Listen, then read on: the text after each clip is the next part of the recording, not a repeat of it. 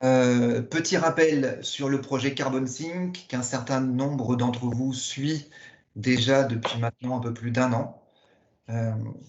La Carbon Sync, donc, c'est un projet innovant et collaboratif, un projet régional, Grand Est, porté par 5 partenaires, 5 entreprises partenaires, qui vise à faire la démonstration du financement d'une centaine de fermes en Grand Est pour leur performance carbone au travers le déploiement d'un nouveau modèle économique. Alors, c'est un projet qui est financé par la région Grand Est, qui mobilise des fonds FEADER, c'est important de le préciser aussi. Et pour aller à l'essentiel, le périmètre de notre action cible principalement les grandes cultures, même si certaines de nos actions pourront s'extrapoler au secteur de l'élevage et de la viticulture. Nous travaillons à l'échelle du bilan carbone sur un bilan carbone dit complet, donc à savoir que nous intégrons à la fois les émissions brutes de gaz à effet de serre et la séquestration de carbone dans le sol et dans la biomasse. Et nous avons l'ambition de valoriser à la fois les bonnes pratiques à venir dans les fermes, bien évidemment, mais également les bonnes pratiques déjà en place. Et tout ceci au service de la communauté agricole régionale, bien entendu. Voilà, je vais laisser le petit tour de table. Alors, tous les participants ne se présenteront pas, mais les partenaires, oui. Donc, le tour de table des partenaires, en commençant par, par Edouard d'AgroSolutions. Je te laisse te présenter ton action, voilà, et puis en quelques mots. Très bien, merci Étienne. Donc, Édouard Lancrier, moi je suis pilote de la transition bas carbone chez AgroSolutions. AgroSolutions est pilote technique de ce projet. Et donc, dans le cadre de ce projet, on a notamment contribué à la rédaction de la méthode Grande Culture du label bas carbone, sur base d'expertise qu'on avait déjà, à savoir rédaction des méthodes légumineuses, plantation de vergers. Actuellement, on rédige aussi la méthode vigne. Et puis on réalise tous les tests dont on va vous présenter certains résultats préliminaires cet après-midi, donc les tests de calage technico-économique des projets. Voilà. Très bien, merci Edouard. Hop, je passe la parole, alors je ne sais pas s'il est connecté, à Thomas d'I4C. Oui, tout à fait, merci Ouais. Étienne. Salut Thomas. Bonjour à tous, donc Thomas Bonvillain, I4CE, donc l'Institut de l'économie pour le climat. On est une initiative fondée par la Caisse des dépôts et l'Agence française de développement et on vise à informer les acteurs privés et publics sur le financement de la transition climatique au sens large.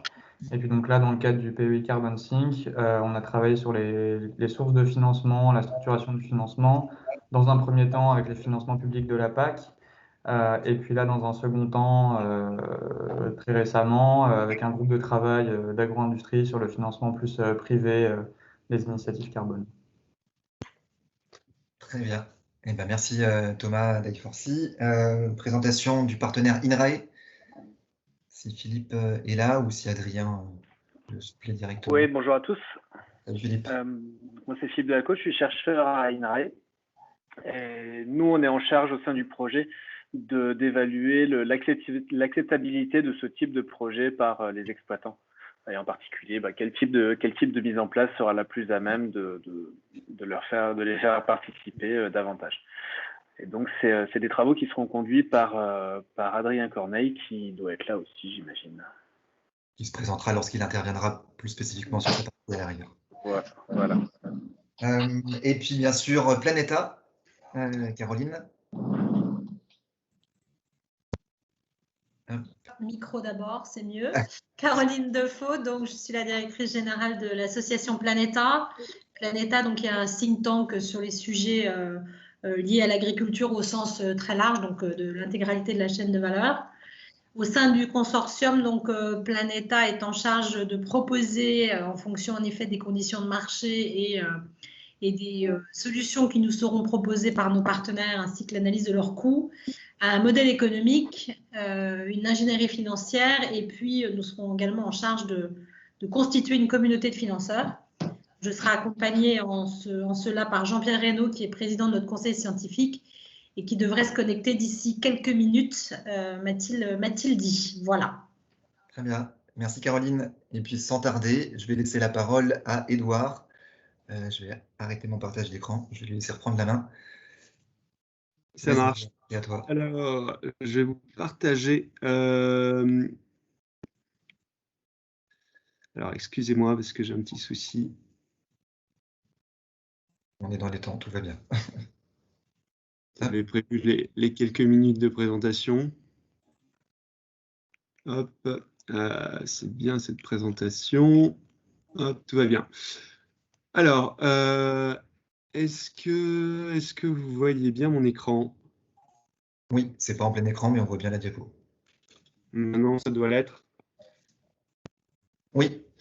Très bien. Alors, je vais donc rentrer dans cette présentation des résultats qui sont intermédiaires, qui sont encore intermédiaires, pour différentes raisons. La première, je vous l'expliquais, on n'a pas encore toutes les données de la méthode label bas carbone grande culture. Il y a tout un jeu de données de référence qui doit être produite par l'INRA qui sont en train d'être finalisées. La deuxième, c'est qu'on s'est engagé auprès des agriculteurs, auprès de qui on a réalisé ces diagnostics, à la confidentialité sur toutes les données d'exploitation et sur les résultats. Donc, on communique de manière anonymisée. Donc, je ne rentrerai pas dans le détail des différents diagnostics. Les diagnostics ont été rendus aux agriculteurs et leur ont été expliqués, ou c'est en train d'être le cas par les consultants d'AgroSolutions. Je vais vous présenter ici vraiment les grandes masses, les grandes lignes des résultats qu'on a. Vous pourrez nous contacter par ailleurs si vous avez des questions plus précises, mais ça permet déjà de dégager quelques idées. Et ensuite, cette étude, elle a surtout permis à soulever des surprises, parfois des incompréhensions, des étonnements qui donnent lieu à tout un tas de simulations et de calculs complémentaires qu'on est en train de réaliser sur mai-juin. Et donc, il y aura une grosse publication qui sera réalisée en juin sur tous ces résultats. Donc, très rapidement, représenter AgroSolutions, comprendre pourquoi on est là, qu'est-ce qu'on fait. Donc, AgroSolutions, c'est la filiale expertise conseil en agronomie et environnement de Bioline by InVivo. Ça fait 40 ans que la quarantaine d'agronomes que nous sommes, de juristes et d'économistes, accompagnent la transition de l'agriculture via les coopératives et depuis une quinzaine d'années auprès de tous les acteurs, quels qu'ils soient, et de plus en plus des agro-industries et des acteurs du territoire. Je ne vais pas rentrer dans le détail de tout ce qu'on fait. En particulier, notre positionnement sur le carbone, ça fait 12 ans qu'on est positionné sur les sujets carbone avec le lancement du premier projet de génération de crédit carbone avec des légumineuses dans le cadre de Kyoto. Enfin, c'était en 2012. Et depuis, on a développé toute une expertise pour accompagner les structures quelles qu'elles soient, du monde agricole ou hors monde agricole, depuis le diagnostic carbone jusqu'à la mise en œuvre d'un plan d'action et le déploiement d'outils pour mesurer la performance, communiquer et valoriser les actions. Donc, on accompagne les structures et depuis un an, on développe des formations et des outils pour rendre les structures autonomes sur le terrain, sur leur transition bas carbone, parce qu'on se rend compte que la transition bas carbone de l'agriculture devient un sujet incontournable, que tous les acteurs de terrain devront être capables d'être autonomes, en tout cas s'ils le souhaitent sur ce sujet. Donc, on met en place des formations, des outils et des services pour permettre aux gens de faire ce qu'ils veulent sur le terrain, que ce soit répondre au bon diagnostic carbone de l'ADEME, outiller des exploitations, monter des projets bas carbone, générer des crédits, vendre leurs crédits. Enfin, c'est du sur-mesure et de A à Z des besoins. D'où aussi notre positionnement dans ce projet. Je vais maintenant vous présenter l'étude qu'on a réalisée et quelques éléments méthodologiques avant de rentrer dans le partage des résultats et les conclusions qu'on peut en tirer. Et puis, on terminera par les prochaines étapes, donc l'explication des calculs complémentaires qu'on est en train de réaliser. Cette étude, elle a donc porté sur 10 exploitations dans le Grand Est. On a réalisé 9 scénarios, 9 diagnostics en scénario de référence spécifique et 1 en scénario de référence générique. Petit rappel méthodologique, comme vous le savez, le label bas carbone, il permet de valoriser soit des nouvelles actions qu'on met en place quand on est une exploitation agricole, des nouveaux leviers, des nouveaux changements de pratiques, soit pour le cas où on a des agriculteurs qui considèrent qu'ils sont performants sur le plan climatique depuis un moment. Ils disent moi, j'ai pas envie de mettre des nouvelles pratiques, par contre, j'aimerais bien être rémunéré pour ce que j'ai déjà fait. C'est possible, on a eu une âpre négociation avec les acteurs publics, mais le gouvernement est vraiment bienveillant dans ce label bas carbone. Et donc, il n'y a aucun souci, on peut valoriser des actions déjà mises en œuvre. En fait, ce qu'on fait dans ce cas-là, c'est qu'on va comparer la performance carbone de l'exploitation à la performance carbone d'une exploitation de même type dans le département. Et c'est donc le scénario de référence générique. On a eu un cas parmi 10 dans les 10 qu'on a traités là dans le Grand Est. Alors malheureusement, c'est ce type de résultat qu'on n'a pas encore, parce que j'étais encore en réunion avec le comité du label bas carbone de définition de la méthode hier pour affiner les derniers paramètres qui vont nous servir à calculer ces références génériques. On est encore en attente. Dès qu'on les aura, on fournira les calculs. Ensuite, qu'est-ce que ça a permis alors, pour compléter, on a en parallèle réalisé à côté des scénarios sur une quarantaine d'exploitations en dehors du réseau Carbon Think. Et donc, je vous partagerai aussi certains éléments qu'on a pu. Je ne peux pas partager les résultats dans cette étude-ci, mais certains éléments généraux qu'on a pu observer par ailleurs et qu'on n'a pas forcément observé dans les exploitations du Grand Est. On vous les partagera également pour que vous ayez une idée globale des messages qu'on a pu sortir de cette étude. En termes d'accomplissement de cette étude, c'est déjà beaucoup de connaissances générées sur comment on réalise un diagnostic bas carbone d'exploitation qui soit conforme avec le label bas carbone et puis généralement avec un cadre de certification bas carbone. C'est pas rien, hein, au début, nous les consultants AgroSolutions vraiment experts du sujet, quand on s'est penché sur le sujet, on était, même toutes les exploitations qu'on a fait là, on mettait 5 jours par exploitation pour collecter l'intégralité des données, parcelle par parcelle, sur les 3 années précédant le début du projet, pour générer des scénarios projet, pour reconstituer des jeux de données et modéliser fidèlement, avoir un résultat qui soit pertinent au regard du label bas carbone. Tous ces diagnostics nous ont permis, donc dans ce contexte, pour ces diagnostics, on a également investi dans le développement d'un outil qui s'appelle Carbon Track, qui pour le coup n'a pas été financé par Carbon Think, qui est un financement indépendant d'AgroSolutions, parce qu'on s'est tout simplement rendu compte, on pensait très honnêtement au début qu'on pourrait réaliser ces calculs simplement avec un fichier Excel un peu poussé, mais ça s'est révélé impossible. Donc on a développé ce fameux outil Carbon Track, donc première version avec laquelle on met 5 jours pour faire un diagnostic. Et tous les diagnostics qu'on a réalisés nous ont permis d'automatiser un maximum de fonctions et d'identifier des fonctions complémentaires à développer pour répondre aux besoins des exploitations. Et là, la nouvelle version de Carbon Track qui sort en juin permet en 1 heure de réaliser un bilan carbone complet d'exploitation, avoir un diag précis et conforme au label bas carbone, réaliser des simulations et pour ceux qui souhaitent de rentrer dans un mode de suivi projet. Au début, en termes d'approche méthodologique, sur cette étude, on s'est dit on va tester des transitions d'exploitation le plus contrastées possible. Un premier lot étant les exploitations qu'on a qualifiées de lambda qui vont adopter quelques leviers par-ci par-là, les exploitations qui font une transition en bio, celles qui veulent faire une transition en HVE, et puis celles qui passent en agriculture de conservation, en se disant on va avoir probablement des résultats contrastés. On a fait donc dans ce contexte un premier tour des popotes, on est passé par des structures intermédiaires, des COP ou des structures de terrain dans le Grand Est. On a essayé d'identifier des exploitations de ce type-là. Bon, comme vous le savez, c'est rarement aussi contrasté que ça. Et puis quand on est arrivé sur le terrain, les exploitations, c'était plutôt des nuances de gris sur les leviers à adopter plutôt que des transitions très franches. On a une simulation de transition très franche en bio avec un résultat assez intéressant. Pas dans le bon sens du terme, on y reviendra, mais ça permet de mettre quelques warnings. Mais donc du coup, ce qu'on a simulé, c'est plutôt des nuances de gris que des transitions très, très fortes. D'ailleurs, l'objectif du nouveau jeu de simulation qu'on est en train de lancer là sur mai et juin, c'est de partir, on va plus partir sur des transitions réelles d'exploitation, on va prendre les exploitations pour lesquelles on a réalisé des lignes de base et on va leur appliquer de manière complètement virtuelle des transitions très strictes en bio, en HVE, en agriculture de conservation, pour là avoir des résultats très contrastés. Donc voilà pour les résultats qu'on sort. Comme je vous le disais, ces résultats, ils sont préliminaires, ils sont encore à compléter, notamment parce que je vous ai expliqué, on n'a pas encore les références génériques, donc ça reste à venir. Deuxièmement, parce que de la même manière qu'on a eu des nuances de gris sur les leviers qu'on a modélisés, on a aussi été confronté à une réalité que les agriculteurs, ils sont prudents, ils ont complètement raison de l'être, mais du coup, quand on va dans une exploitation et qu'on parle de transition bas carbone, déjà, il y a toute une partie de pédagogie à réaliser, les agriculteurs ont plein de questions, il faut leur expliquer c'est quoi les gaz à effet de serre dans l'agriculture, faire un diagnostic complet de ce qu'ils ont fait, analyser l'historique de l'exploitation, voir quel levier ils pourraient mettre en œuvre.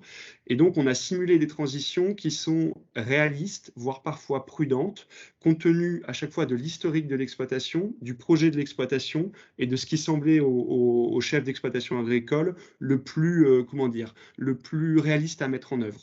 On n'a pas eu d'exploitants agricoles vraiment qui se sont dit, allez, on va pousser la machine dans les tours et puis on va faire cracher du carbone à l'exploitation et voir ce que ça donne. Donc, les résultats qu'on fournit sont plutôt dans la fourchette basse de ce qu'on peut espérer tirer en crédit carbone. Par ailleurs, après, on a appliqué des facteurs de modélisation plutôt prudents pour pas faire des fausses promesses. Et de la même manière, dans le nouveau jeu de simulation qu'on va réaliser là en mai et juin, on va dans certains cas pousser les moteurs à fond pour voir si on veut vraiment faire cracher du carbone par une exploitation, jusqu'où on peut aller. Mais du coup, derrière, on en tirera les limites. Derrière, le sujet, ce sera parce qu'en réalité, pourquoi on ne peut pas pousser les moteurs aussi fort, c'est que souvent, ça passe par de la recombinaison d'assolements et de l'implantation de nouvelles cultures pour lesquelles les débouchés ne sont pas complètement en place. Donc, on tirera également de cette deuxième version de l'étude des recommandations au pouvoir public en mode, si vous voulez vraiment faire du bas carbone dans les exploitations, voici les filières dans lesquelles il faut investir ou qu'il faut subventionner pour avoir des cultures qui permettent de reconsidérer l'assolement afin de vraiment produire du crédit carbone. On a un autre jeu de simulation en cours, c'est que donc là, ce qu'on a simulé, comme vous l'avez sans doute compris, on a fait un bilan global avec les exploitants agricoles de tous les changements de pratique qu'ils allaient adopter, et on a simulé l'intégralité de ce changement de pratique. Donc on a un résultat global avec tous les leviers qu'ils ont choisi de mettre en place, combien de crédits ils génèrent et combien ça leur coûte, et du coup quel est le coût de revient du crédit carbone.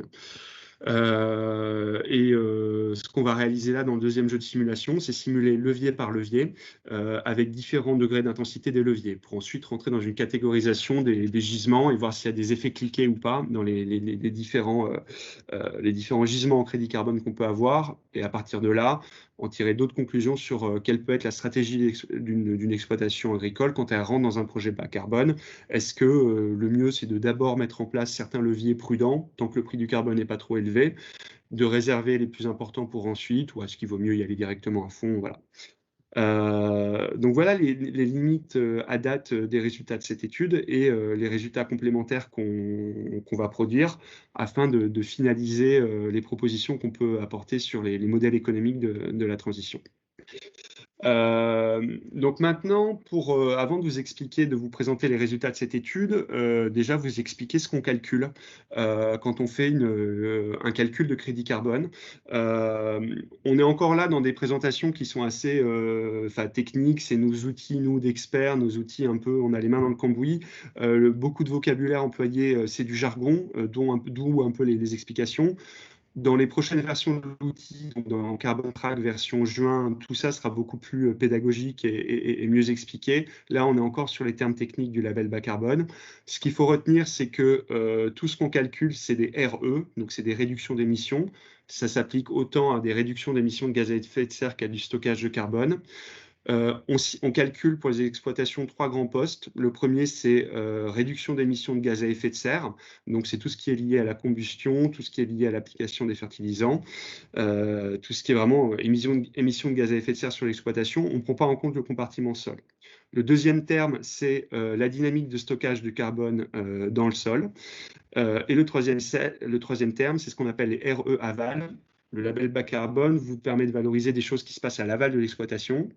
Par exemple, vous allez produire des protéines végétales qui vont permettre d'être substituées à des protéines végétales importées d'Amérique du Sud.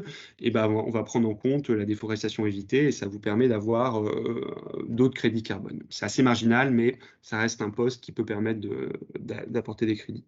Les RE émissions, il est composé de 3 sous-termes, c'est les RE fertilisation, donc c'est toutes les variations d'émissions de gaz à effet de serre liées aux variations d'amendement. Les RE combustibles, variations d'émissions de gaz à effet de serre liées au changement d'utilisation de gasoil pour les pratiques mécaniques. Tout ce qui est infrastructure de séchage et de stockage également sont pris en compte là-dedans. Le stockage, c'est le stockage de carbone dans le sol. Et RE aval, pareil. Il y a tous les RE, séchage et stockage si c'est réalisé en OS et pas sur l'exploitation. Substitution de protéines et également, dans certains cas, biomatériaux. Donc voilà les différents postes qu'on calcule et qui vont composer le résultat du nombre de crédits carbone que peut produire une exploitation agricole. Les différents leviers qui sont modélisés. Ils sont présentés ici. Je ne vais pas rentrer dans le détail, je pense que vous en avez tous déjà entendu parler. Ils sont ici classés en différentes catégories. C'est typiquement ces leviers dont on a décidé dans chaque exploitation lesquels on allait mettre en œuvre, à quel niveau on allait les pousser. Ils peuvent parfois donner lieu, soit ils sont appliqués comme ça au cas par cas, soit ils donnent lieu parfois à des recombinaisons d'assolement, à des changements de système à la marge. Donc ça, c'est pas expliqué là, mais du coup, c'est la résultante en termes de simulation. En termes de dynamique de stockage, vous avez ici un extrait de résultats de dynamique de stockage. En fait, dans les calculs, on décompose l'exploitation en différents systèmes de culture qui sont caractérisés par la combinaison d'un type de sol, d'une stratégie culturale et d'un type de rotation. C'est principalement le type de sol qui détermine les différents systèmes de culture et on va modéliser les dynamiques de stockage ou de déstockage dans le sol dans chacun des systèmes de culture pour chaque exploitation. Et en résultat, on va donner pour chaque système de culture, donc la courbe bleue qui est la dynamique de stockage, ici en l'occurrence de déstockage de l'exploitation en référence, donc avant le projet, et en vert, la dynamique après le projet. Ici, on a une exploitation qui était très déstockante avant le projet, une exploitation qui devient un peu moins déstockante avec le projet. Néanmoins, on va valoriser l'écart entre les deux courbes en nombre de crédits carbone. Voilà, donc maintenant je vais vous présenter, avant de rentrer dans les résultats généraux, je vais vous donner un petit exemple des résultats qui sont restitués aux agriculteurs. Comme je l'ai expliqué, je ne vais pas rentrer dans le détail des résultats. C'est des diagnostics qui sont, vous l'avez compris, assez costauds, hein. Chaque résultat du diagnostic, c'est un rapport de 30 à 40 slides sur lesquels on reprend toutes les caractéristiques de l'exploitation, avant-projet, les différents postes de réduction d'émissions, les différents postes de génération de crédit carbone, le détail, le sous-détail, l'explication de pourquoi on génère des crédits dans tel cas de figure et pas dans d'autres. Et tout ça est bien évidemment indispensable pour accompagner le conseil à l'exploitation agricole. Donc je ne rentre pas dans le détail, les agriculteurs ont reçu leurs livrables, les acteurs intermédiaires de terrain par lesquels on est passé ont également reçu les livrables de tous les agriculteurs avec qui nous ont mis en relation. Par contre, je vais vous présenter juste en une slide une synthèse du type de résultat qu'on leur présente pour vous compreniez dans les grandes lignes. Vous n'avez pas là tous les éléments pour comprendre, hein, parce que je le répète, c'est entre 30 et 40 slides de restitution. Néanmoins, à chaque fois, on fait une synthèse des leviers de transition que l'agriculteur a choisi de déployer.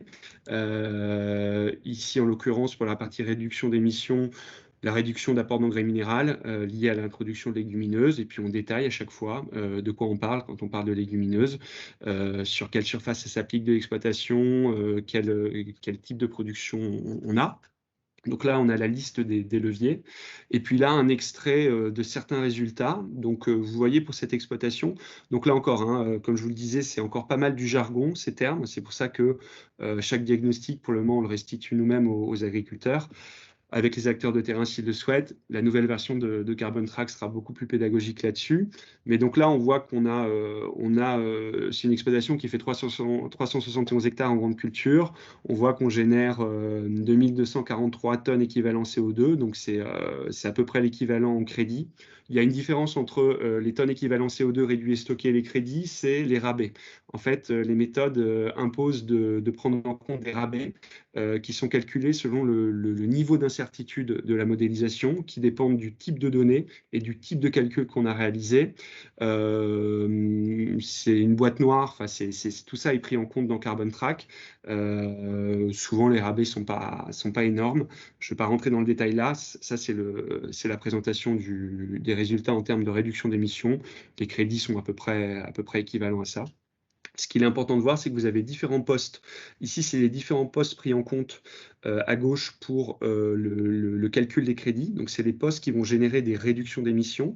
Vous avez le plus important en bas, qui est le compartiment sol. Donc, combien de crédits carbone on va générer par le stockage de carbone dans le sol. Vous avez ensuite ici RE Ferti, donc c'est les réduction d'émissions liées au changement de stratégie de fertilisation. Vous avez ensuite ici RE Combu, les crédits générés liés au changement de pratique sur tout ce qui consomme les combustibles, donc les charges de mécanisation principalement. On voit qu'ici c'est négatif. Et RE aval, c'est comme je vous disais, quand vous substituez des protéines en aval de l'exploitation ou pas. Le résultat ici est négatif, ça veut dire que dans ce cas-là, l'agriculteur a produit moins de protéines végétales en projet qu'avant le projet. Donc ça va réduire la quantité de crédit carbone qu'il peut avoir. Néanmoins, ce poste-là, il est facultatif, donc on n'en tiendra juste pas compte pour le calcul des crédits. S'il avait été positif, on l'aurait ajouté pour produire un peu plus de crédits. Et élément extrêmement important, c'est de pouvoir rentrer dans le détail de la composition des différents postes. Vous voyez que RE Ferti, en fait, il y a au moins 5 postes différents. Et c'est important pour le conseil, l'accompagnement conseil à l'agriculteur, de comprendre cette composition-là et pour pouvoir faire une bonne explication, que l'agriculteur comprenne sa transition. Je vous ai expliqué qu'on a parfois des mauvaises surprises. Vous voyez que là, on a des résultats. Tous les postes ne sont pas positifs. On a des postes qui sont négatifs. Et c'est là qu'il y a toute la place pour le conseil et l'agriculteur pour bien penser sa transition bas carbone.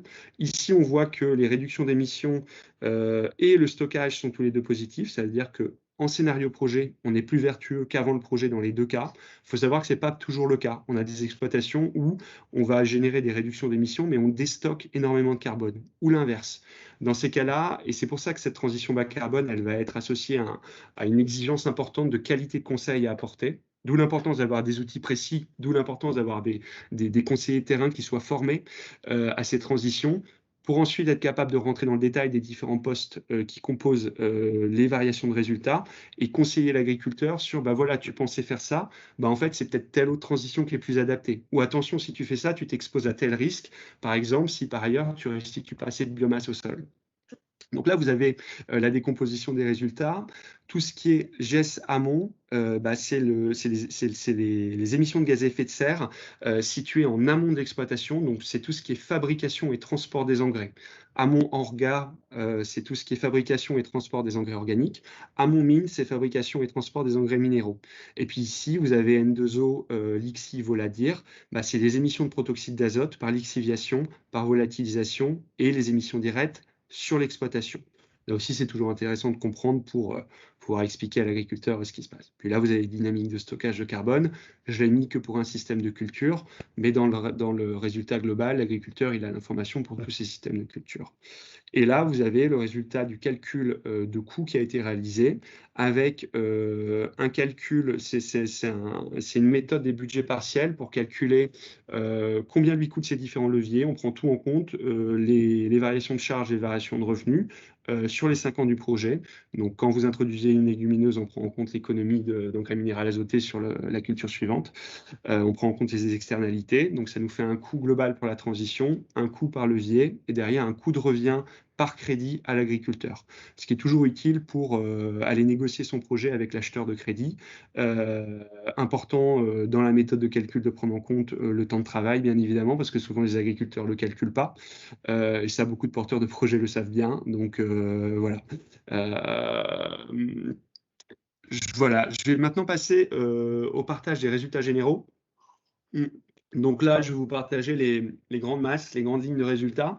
Est-ce que vous m'entendez toujours bien? Est-ce qu'il y a des questions intermédiaires? Parce que je parle à un écran, je ne vois pas du tout les images. Il y a une petite question, Edouard, je crois. Ouais.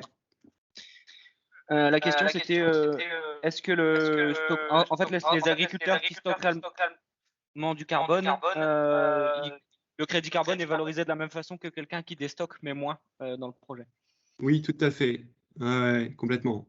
Si vous êtes déstockant, en fait, de la même manière qu'on permet de rémunérer les efforts déjà mis en place via l'approche en référence générique, on vous permet, si vous étiez déstockant, que vous restez déstockant mais que vous êtes moins déstockant, d'en faire des crédits et d'être rémunéré pour ça. On se place dans l'ambition de neutralité carbone de la France, qui du coup a pour objectif de réduire ses émissions et puis de stocker plus de carbone ou de déstocker moins. Donc tout compte. Je crois que la question portait aussi sur le fait que, alors, entre deux agriculteurs qui ont la même différence entre le scénario projet et le scénario référence en matière de stockage de carbone dans le sol. S'il y en a un qui stocke et l'autre qui déstocke, mais moins que la référence, est-ce qu'ils ont la même valorisation ou est-ce qu'il y a une sorte de prime quand même lorsqu'on stocke du carbone dans son sol plutôt que lorsqu'on en déstocke moins que la référence? Je ne sais pas si tu as compris la question. Alors, la référence, si on est dans un scénario de référence spécifique, c'est-à-dire qu'on va mesurer la trajectoire initiale de l'exploitation par rapport à sa trajectoire lors du projet, on va toujours mesurer la différence entre la référence, qui était donc sa trajectoire avant de mettre en place les leviers, et la trajectoire avec les leviers. Donc, c'est l'écart à la référence, à votre référence qui va être calculé. Ce n'est pas l'écart à une autre référence. Je ne sais pas si ça répond à la question. Donc, si l'écart est le même, que l'on stocke ou que l'on déstocke, si la pente est montante ou descendante, on touche le même nombre. Il n'y a pas de premium parce qu'on stocke. En fait, ce qu'on calcule, c'est la différence par rapport à là où vous étiez avant. Édouard, Jean-Pierre, là, pareil. Est-ce que vous avez poussé le curseur sur 10 ans, puisque la méthode nous permet de faire un renouvellement sur 2 fois 5 ans? Parce qu'il y a une question de linéarité ou de non-linéarité d'un certain nombre de critères. Vous avez poussé le curseur pour voir ce que ça donnait? Ouais, non, alors, excellente question. Non, pas dans ces simulations-là. Par contre, on fournit les résultats de stockage de carbone sur 10 ans. C'est aussi ce qu'on doit faire dans le nouveau jeu de simulation. C'est mesurer la performance économique qu'on se situe dans un projet de 5 ans ou dans un projet de 10 ans. Parce qu'en effet, les dynamiques de stockage de carbone dans le sol ne sont pas linéaires. Tout ce qui est réduction d'émissions, à la limite, c'est linéaire. Les dynamiques de stockage ne sont pas linéaires, elles sont croissantes. Donc, vous allez stocker beaucoup plus entre l'année 5 et l'année 25 qu'entre l'année 0 et l'année 5, ou qu'entre l'année 25 et 30. Ça dépend du type de sol que vous avez, ça dépend du pédoclimat, ça dépend de vos pratiques culturales, ça dépend de la teneur en matière organique à l'origine. La transition, la dynamique de stockage de carbone, elle se passe sur une durée située entre 30 et 150 ans hein, pour la majorité des cas. C'est une courbe en S, donc vous allez être plus performant, vous allez décoller faiblement, et puis ensuite vous allez stocker beaucoup pendant plusieurs années, et puis stocker un peu moins. Donc en effet, Jean-Pierre, c'est important de pouvoir comparer une dynamique économique des transitions à horizon 5 ans versus 10, d'autant plus que souvent on a des coûts d'investissement pour la transition qui sont concentrés sur les 2-3 premières années et pas sur le reste. Et donc, c'est également des choses qu'on va simuler. Et c'est d'autant plus intéressant que c'est des choses que beaucoup de porteurs de projets savent. Donc, quand ils proposent, il y a parfois des contrats proposés aux agriculteurs à coût fixe de crédit carbone pour de nombreuses années.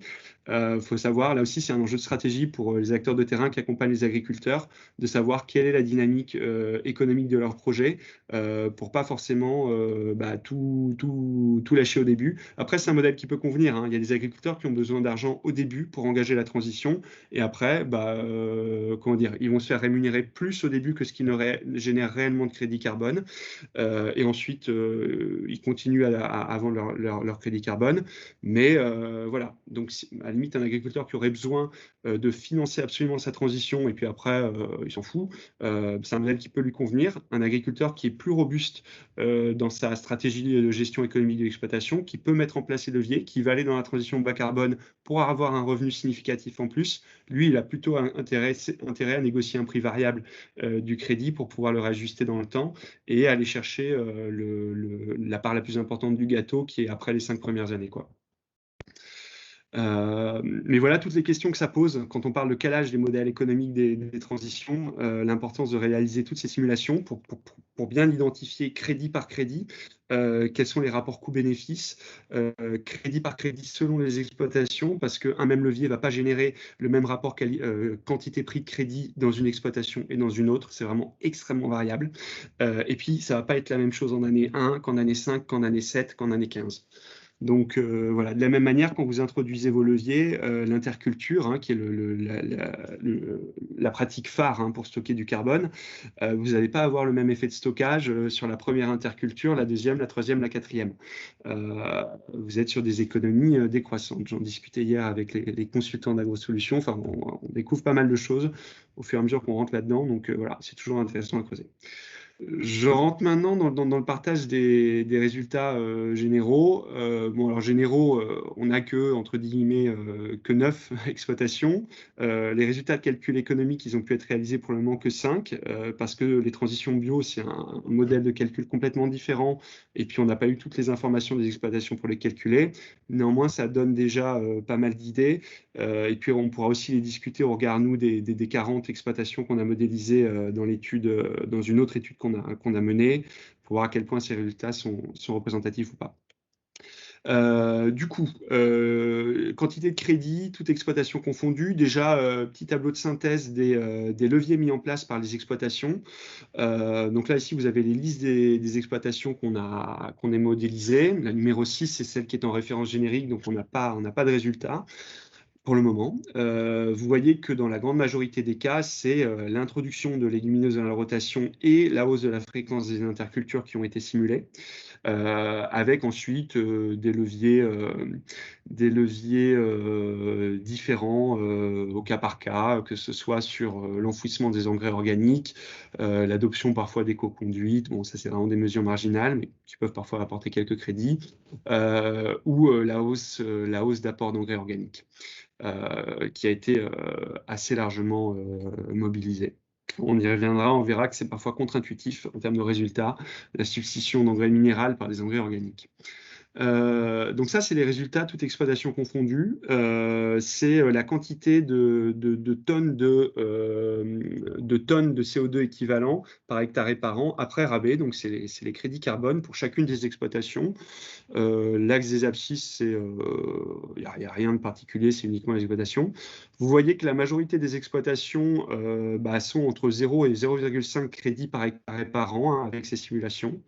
Ah, bon, j'ai changé d'écran. Est-ce que vous voyez toujours un autre participant a démarré le partage? Ça doit être une erreur de manipulation d'un autre participant. Ouais, je pense. Donc, je demanderai à la personne. Je vais peut-être essayer de reprendre la main, tout simplement. Hop. Voilà. Vous voyez mon écran? C'est en train de revenir, oui. Oui, c'est bon. Ok. Donc je disais voilà, une majorité des exploitations qui sont entre 0 et 0,5 crédits par hectare et par an, avec ces leviers, hein, donc cette transition plutôt prudente. 2 exploitations qui sont au-dessus de 1, donc là on considère que voilà, le potentiel est plutôt significatif, c'est plutôt dans on est plutôt dans quelque chose de performant en termes de génération de crédit carbone, et une exploitation que vous voyez, la première ici, qui est complètement négative. Donc voilà, donc par rapport à ça c'est les résultats tout poste d'émission confondu. On rentre ensuite un peu plus dans donc ça c'est la répartition en classe, hein, c'est une autre manière d'exprimer ces résultats. On rentre maintenant un peu plus dans le détail, on creuse sur comment se répartit la composition entre stockage et émission, puisque c'est les 2 postes principaux. Et donc ça, c'est le même graphique. On a décomposé pour chaque exploitation les RE émissions en bleu et stockage en orange. Ce qu'on observe, c'est que c'est souvent, quand on stocke beaucoup, on a des réductions d'émissions pas terribles, et inversement. On a souvent une dynamique opposée entre les deux, ce qui nuit à la quantité de crédit carbone qu'on peut générer. C'est souvent lié au fait que un des meilleurs moyens de stocker du carbone, c'est de produire plus de biomasse. Donc, soit c'est de mettre plus de fertilisants, soit c'est pas en enlever. Et un des meilleurs moyens de réduire ces émissions, c'est de mettre moins de fertilisants. Donc là, vous comprenez qu'il y a déjà une première contradiction qui va nécessiter d'avoir une bonne maîtrise de la combinaison des outils à mettre en œuvre si on va aller loin dans la génération de crédit carbone. Vous voyez en particulier là, pour cette exploitation, la numéro 1, qu'on a une très bonne performance pour la réduction des émissions. On génère à peu près 1,6 tonnes équivalent CO2 par hectare et par an sur la durée de la transition, alors que le stockage, on est à moins 3,7 tonnes équivalent CO2 par hectare et par an. C'est-à-dire que cette exploitation, donc ça c'est l'une des 2 exploitations en bio, on va voir un peu plus ensuite le résultat, et bien cette transition bio qui s'est traduite par une baisse de la production en biomasse observe un effondrement complet des stocks de carbone dans les sols, même si elle est performante d'un point de vue réduction d'émissions. Voilà, donc on verra quelles conclusions on peut en tirer sur les transitions en bio, est-ce que c'est général ou pas. Il semblerait quand même surtout que c'est un cas particulier, mais on va essayer de comprendre pourquoi. Et du coup, ça permet d'avoir quelques warnings sur le conseil à prodiguer à une exploitation qui fait une transition en bio si elle veut également être vertueuse d'un point de vue carbone. Et puis pour le reste, on voit à chaque fois qu'on a, voilà, on a souvent une opposition entre les deux performances. C'est un résultat assez intéressant. On se rend compte que en simulant des approches comme ça, tout levier confondu, eh bien, on a des résultats. Un des facteurs qui explique des résultats pas terribles en termes de quantité de crédits générés, c'est qu'on a cette opposition entre stockage de carbone dans les sols et réduction d'émissions. Donc la première conclusion qu'on en tire, c'est on aurait sans doute pu proposer des transitions ayant cela en tête et comprenant les facteurs qui vont faire qu'on n'est pas très performant en réduction d'émissions ou pas très performant en stockage, essayer de proposer un conseil d'optimisation entre les deux. Et c'est aussi l'objet du deuxième jeu de modélisation qu'on est en train d'en faire, de réaliser là, c'est d'avoir une approche plus fine levier par levier et puis de voir quelle combinaison des leviers optimise les transitions pour aller vers des transitions dont on est un peu plus certain qu'elles vont être globalement plus performantes en termes de génération de crédit carbone par hectare et par an. Voilà, donc ça c'est un peu le focus sur l'exploitation en bio qui fait sa transition en bio et qui est fortement déstockante. Alors elle part d'un niveau très élevé de matière organique dans le sol, donc ça explique aussi, c'est typiquement le genre de profil où quand on va appliquer un changement de stratégie culturale, si on produit moins, eh ben, on risque un effondrement. Si vous aviez eu un sol un peu plus différent, une teneur en matière organique plus basse, vous auriez eu moins de risques d'effondrement en mode projet versus la référence des stocks de carbone. Mais là, c'est assez drastique. Par ailleurs, il semblerait que les efforts sur la restitution de matière organique n'aient pas non plus été adoptés au maximum. Et donc, c'est des choses sur lesquelles on peut travailler en accompagnant des transitions. On a modélisé beaucoup d'autres transitions en bio, donc il faut savoir que ça n'est pas systématique. C'est un risque récurrent, le risque de déstockage de carbone sur la transition en bio. Maintenant, c'est loin d'être systématique. D'une part, ça dépend du type de sol, d'autre part, de la teneur en matière organique à l'origine. Et puis troisièmement, si l'agriculteur est bien vigilant sur l'adoption de leviers de restitution de biomasse au sol, ça permet de pas faire n'importe quoi là-dessus. Néanmoins, globalement, la transition bio, c'est plutôt une transition qui va chercher la réduction d'émissions que du stockage de carbone, tout simplement parce qu'on produit beaucoup moins de biomasse. Voilà, maintenant, si on rentre dans les résultats du coût des crédits et coût des transitions, donc résultat encore modéré parce qu'on a pu le faire que sur 5 échantillons. On est globalement plus performant dans le Grand Est que sur les 40 exploitations qu'on a dans le reste de la France. Donc ça, ici, c'est le coût de l'ensemble des leviers mis dans les différentes exploitations en coût par hectare et par an. Donc vous voyez qu'on est entre 8 et 78 € avec une exploitation qui a une transition à coût négatif, très probablement parce qu'elle a mis en place des légumineuses avec une hypothèse d'implantation assez vertueuse qui lui permet de réaliser des économies significatives sur les économies d'azote à réaliser ensuite, peut-être une baisse de quantité de travail dans la transition, voire un changement d'assolement qui parfois peut être favorable si elle change de culture, si elle combine une culture avec un rapport C/N plus intéressant et avec une valorisation sur les marchés pas trop mauvaise ou pas trop pire que celle qu'elle remplace. On peut être dans des cas de figure comme ça. Nous, sur la cinquantaine d'échantillons qu'on a simulés, c'est quand même très très rare, hein, des exploitations qui sont à coût de transition négatif. Il faut encore qu'on creuse, qu'on s'assure qu'on n'est pas, dans certains cas, qu'on comprenne pourquoi on a ces exceptions-là. Ce n'est pas totalement une surprise, hein, c'est des résultats que l'INRA avait déjà proposés dans les études. L'INRA a fait des études macro à l'échelle France, puis je pense dans certains cas raffinées région par région, sur le coût de mise en œuvre des leviers, avec certains leviers considérés comme étant à coût négatif. Bon, derrière, c'est pas exempt de problèmes, genre contraintes techniques à mettre en œuvre ou quoi. Donc, il faut être prudent avec ce genre de résultats, mais voilà ce qu'on peut calculer. Ça, c'est les résultats des coûts moyens des différents leviers qui ont été mis en place. Ne prenez pas en compte ce levier, augmentation de la production de biomasse. Ça, c'est un cas, on a voulu simuler comment dire, un cas théorique repris dans la méthode label bas carbone grande culture. Donc, n'en tenez pas compte, mais les différents autres leviers sont eux, valables.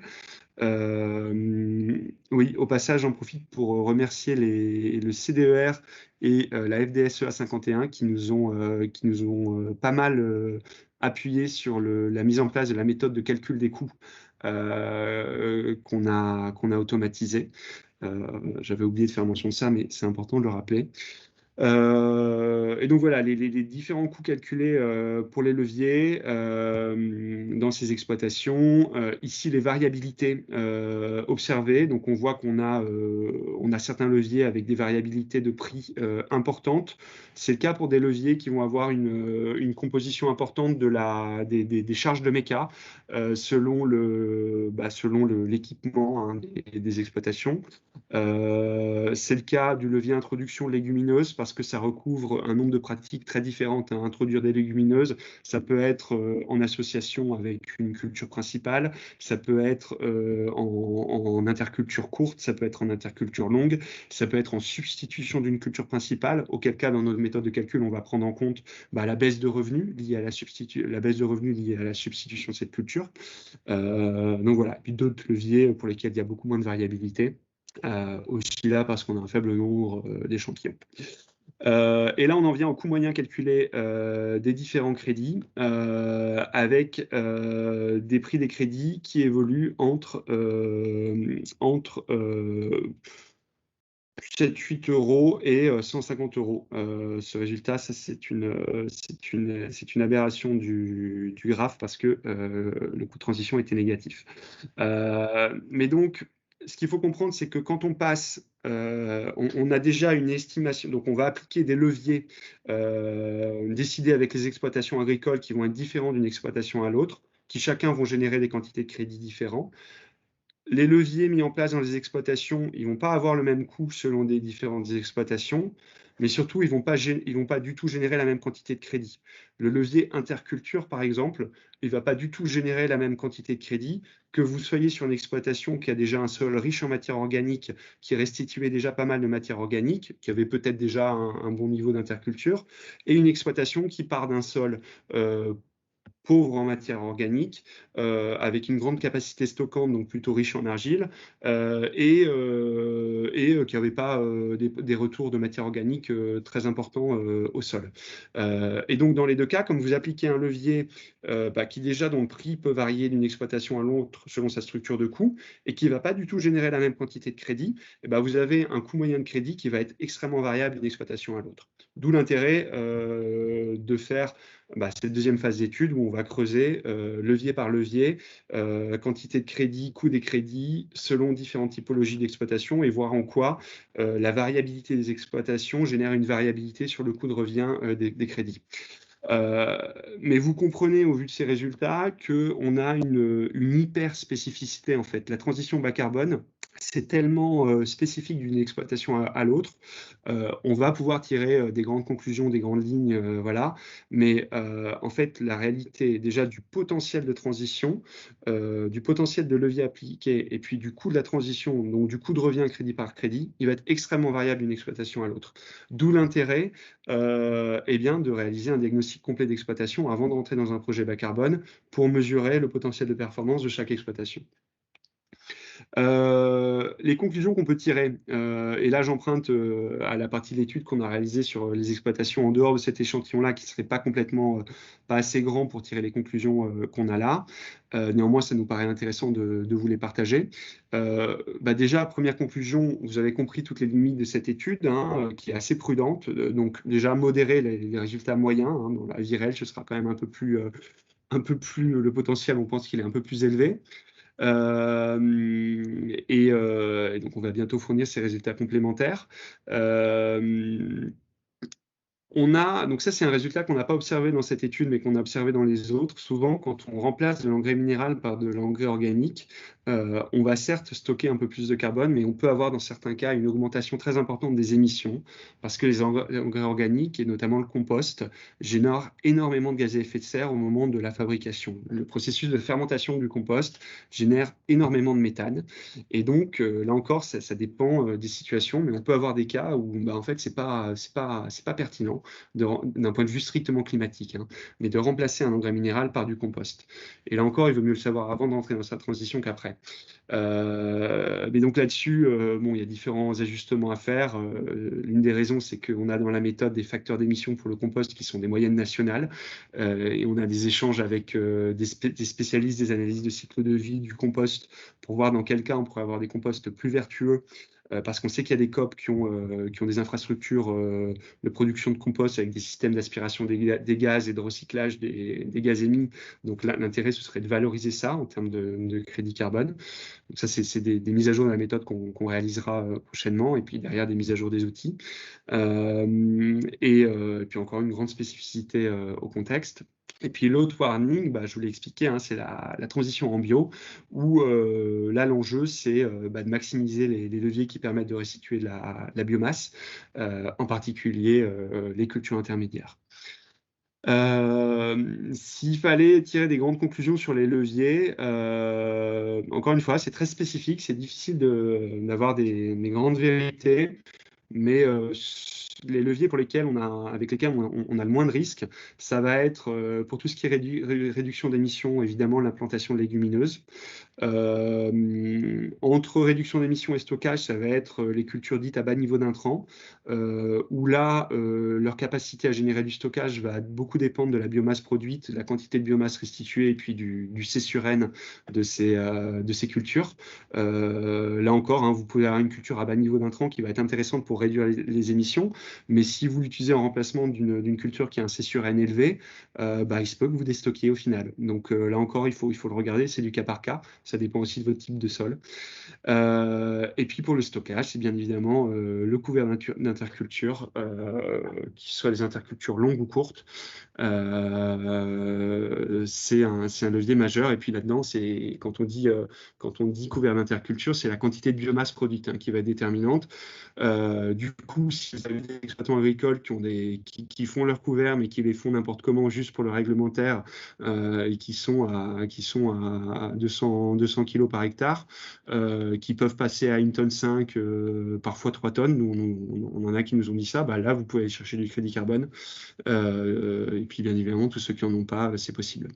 Voilà. Ensuite, les sols, hein, les sols les plus adaptés au stockage sont ceux qui ont une teneur élevée en argile. Évitez les sols trop superficiels. Si vous n'avez que 15 cm de sol, étant donné qu'on calcule sur 30 cm, ça fait que vous avez la moitié du réservoir que vous pouvez remplir seulement. Et puis l'idéal, c'est de partir d'une teneur en matière organique faible, avec quelques variations, hein, parce qu'il n'y a pas que la teneur en matière organique, il y a la dynamique de vie du sol. Il faut qu'il y ait un bon équilibre entre carbone et azote pour que le sol puisse être capable de digérer le carbone que vous allez lui apporter, et de le stocker durablement. Mais en gros, voilà, dans les grandes lignes, ce qu'on peut dire en guise de conclusion. Très rapidement sur les conclusions économiques, écoutez, entre la première étape intermédiaire de cette étude et le début, le modèle économique est clairement moins évident, hein. On était parti sur des ambitions beaucoup plus importantes de la performance, entre guillemets, de ce qu'il y avait à gagner pour l'agriculture avec les crédits carbone. Là, la majorité des crédits, encore une fois, vous avez peut-être, le prix moyen des crédits carbone, c'est entre 15 et 55 euros. On a quelques acheteurs qui peuvent nous acheter des beaux crédits à 60, 75 euros, mais pour le moment, il n'y en a pas énormément. Et quand je parle d'acheteurs, on discute avec les plus gros acheteurs de crédit de France et du monde sur des très gros volumes. Et donc, il y a des prix de négo qui sont en train de se fixer, mais pour le moment, ils sont très habitués à des crédits générés au bout du monde entre 2 et 8 euros la tonne. Donc, les crédits ici d'agriculture française sont pas gigantesques. Et là, on a calculé des coûts de revient du crédit par agriculteur. Il faut savoir derrière que quand vous rentrez dans un projet bas carbone, vous avez tout un montage de projet. Vous devez suivre, vous, en tant que COP ou acteur de terrain, vos agriculteurs. Ça vous coûte de l'argent, il faut le prendre en compte. Vous avez un dépôt de dossier, vous avez un audit à réaliser. Et donc, ça fait des frais de structure qu'il faut ajouter au coût de crédit. Et là encore, on proposera d'ici juin des différentes simulations en fonction des montages des projets, quelles vont être les structures possibles entre la part qui revient à l'agriculteur et ce qui est nécessaire pour financer la structure de projet. Et puis derrière, vous avez beaucoup d'acteurs qui vous vendent des crédits, qui vont vouloir générer des marges, donc ils vont prendre de l'argent, donc ils vendent le crédit à un prix, et puis il faut qu'ils se financent. Puis derrière, il faut qu'ils financent vous, il faut qu'ils financent l'agriculteur, il faut qu'ils financent l'outil, il faut qu'ils financent le projet. Donc voilà, d'où aussi l'énergie énorme qu'on met sur le développement des outils, parce que c'est ce qui va permettre d'automatiser un maximum de fonctions et de réduire énormément de prix, enfin énormément de structures de coûts, et derrière de garantir à l'agriculteur un maximum qui lui reviendra dans les poches. Voilà, donc ça c'est pour le contexte offre-demande, mais il y a aussi énormément d'évolutions sur le contexte économique, politique et réglementaire qui va régir le modèle économique de la transition bas carbone. Vous avez peut-être entendu parler du débat sur contribuer à la neutralité versus compenser, sur les articulations entre réduction d'émissions du scope 3 des agro-industries. Donc là, pour ce qui vous concernerait, c'est plutôt les primes de filière. Donc comment on articule ça avec la génération de projets crédit carbone en tant que structure de terrain, par quel bout on prend le sujet. Vous pouvez faire les choses dans un sens, mais pas forcément dans l'autre. Enfin voilà, c'est des choses qui sont aussi en train de s'écrire, en train de se clarifier. Tout ce qui est mis en œuvre de l'article 6 de l'accord de Paris va aussi énormément définir l'avenir du business de la compensation carbone. Je ne vais pas rentrer dans les détails techniques, mais en gros, vous avez toute la comptabilité nationale bas carbone des États, puisque c'est la forme qui a été décidée dans les accords de Paris, qui doit s'articuler avec la compensation bas carbone des autres acteurs non étatiques, typiquement les crédits volontaires qui sont différents du label bas carbone, mais Verra, VCS, qui pour le moment existent à l'étranger, qu'on est en train d'adapter pour la France, mais du coup, il faut savoir comment tout ça va s'accorder. Vous avez la PAC qui est en train d'évoluer. Il y a des discussions sur est-ce que l'agriculture qui aujourd'hui génère des crédits dans ce qu'on appelle le marché volontaire pourra vendre au marché réglementé. Et là-dessus, on a des échanges, on a des actions d'influence auprès de la Commission européenne pour aller dans le sens de plus d'argent à l'agriculture. Enfin, tout ça va beaucoup faire bouger les lignes. Voilà, d'où l'intérêt, l'importance de bien savoir ce dans quoi on met les pieds et d'être prudent avant de se lancer. Néanmoins, il apparaît absolument inéluctable que la transition bas carbone se fasse. Quand on regarde les objectifs, la SNBC, Stratégie nationale bas carbone, les accords de Paris, c'est pas compliqué. La France a prévu d'être neutre en 2050. Donc, de gré ou de force, l'agriculture y passera, que ça nous plaise ou non. Et tout l'enjeu de travailler des modèles économiques, des outils et des méthodes comme celle dont on parle ici, c'est de créer les conditions pour que cette transition, elle apporte de l'argent à l'agriculture et qu'elle ne soit pas une obligation forcée et subie. Parce que derrière toutes ces études, il y a aussi des recommandations au pouvoir public qui peuvent être réalisées. Quand on calcule le coût d'une transition, derrière les messages, c'est attention, la transition bas carbone, c'est pas magique, c'est pas gratuit. Donc toutes les discussions autour, en ce moment sur la PAC, qui concerneraient à déshabiller Paul pour habiller Jacques en disant c'est très bien, on a de l'argent pour le bas carbone, mais en fait, à enveloppe constante, ça tient pas. Bon bref, je ne vais pas rentrer dans le détail des débats politiques qu'il y a à porter derrière, mais il faut prendre tout ça en considération. Voilà, en termes de prochaines étapes, pour être très rapide, en termes de production d'informations, je vous l'ai expliqué, c'est tout ce qui est les résultats en référence générique qu'on est en train de réaliser. Le chiffrage affiné du rapport coût-bénéfice levier par levier avec la mesure de la variabilité entre les différentes exploitations, la caractérisation des gisements, est-ce qu'il y a des effets cliqués? J'entends par là, pour une exploitation qui rentre dans un projet, est-ce qu'il vaut mieux compenser par mettre des intercultures si j'en avais pas? Est-ce qu'il vaut mieux commencer par mettre plus de légumineuses? Est-ce qu'il vaut mieux compenser par autre chose? Ou alors faire tout en même temps? Ou alors faire tout en même temps à faible niveau et ensuite à fort niveau? Ou faire des choses séparées à faible niveau et à un niveau plus élevé. Enfin voilà, donc on va creuser tout ça et proposer des recommandations pour les exploitations agricoles. le travail de chiffrage des coûts de projet, en fait, selon les différentes structures de projet. Vous pouvez avoir des agriculteurs qui sont des leaders, qui vont partir sans avoir besoin de beaucoup d'accompagnement, qui vont être très autonomes. Parmi ceux-là, il y a ceux qui ont des gros potentiels de crédit, il y a ceux qui n'ont pas beaucoup de potentiel de crédit. Et puis, vous allez avoir la majorité des agriculteurs que vous connaissez très bien, qui ont besoin d'être accompagnés. Nous, on l'a vu dans ces études. Déjà, c'est 5 jours sur les exploitations, mais derrière, c'est des centaines de coups de fil, des agriculteurs, des structures de terrain, de tout le monde. Et donc, ça nous met aussi la puce à l'oreille. Si on monte un projet, il va falloir produire cette information, il va falloir répondre aux questions. Et tout ça, ça doit se chiffrer dans un budget de projet. Parce qu'on se rend compte que cette transition bas carbone, il y a un effet magique avec cet argent des crédits carbone qui arrive, mais elle va surtout être hyper intensive et très demandeuse en termes de conseils, de rassurer les gens, d'accompagner sur le terrain. Et si on n'anticipe pas ça dans le coût des projets, on va se vautrer. Donc voilà aussi travail à réaliser pour derrière préciser les modèles de transition. Et en termes d'action, là je laisserai Étienne compléter, mais il y a toutes les formations des acteurs qu'on peut déployer suite aux enseignements qu'on a tirés de ces études.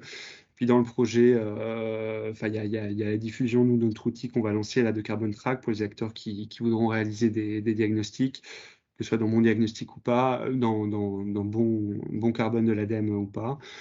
Dans le projet, il y a tout le recrutement des exploitations, les diagnostics de ces exploitations et puis le montage du projet pilote Carbon Think dont Étienne pourra vous parler plus avant. Voilà, j'espère que je n'ai pas été trop long.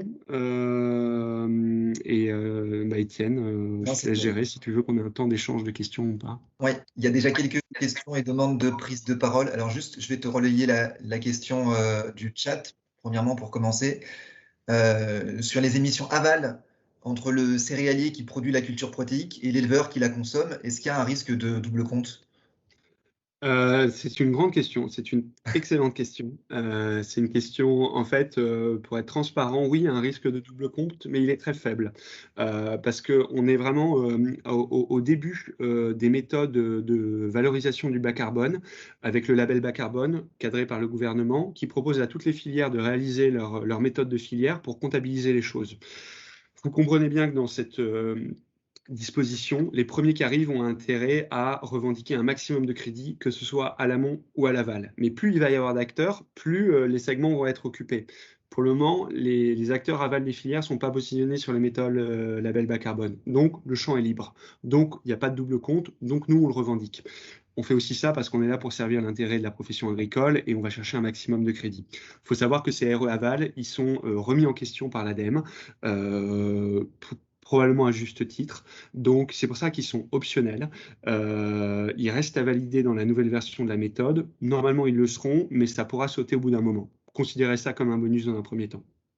Ok, très bien. Autre Juste question. pour compléter, s'ils sont récupérés par l'aval des filières, vous pourrez, vous, à Mon Agricole, leur dire hop, les gars, vous avez des crédits carbone parce qu'on vous file de la commodité bas carbone. Du coup, ça vous coûte moins cher. Du coup, vous pouvez répercuter ça sur les prix d'achat. C'est-à-dire que ce qu'on perd d'un côté, on le gagne de l'autre et réciproquement.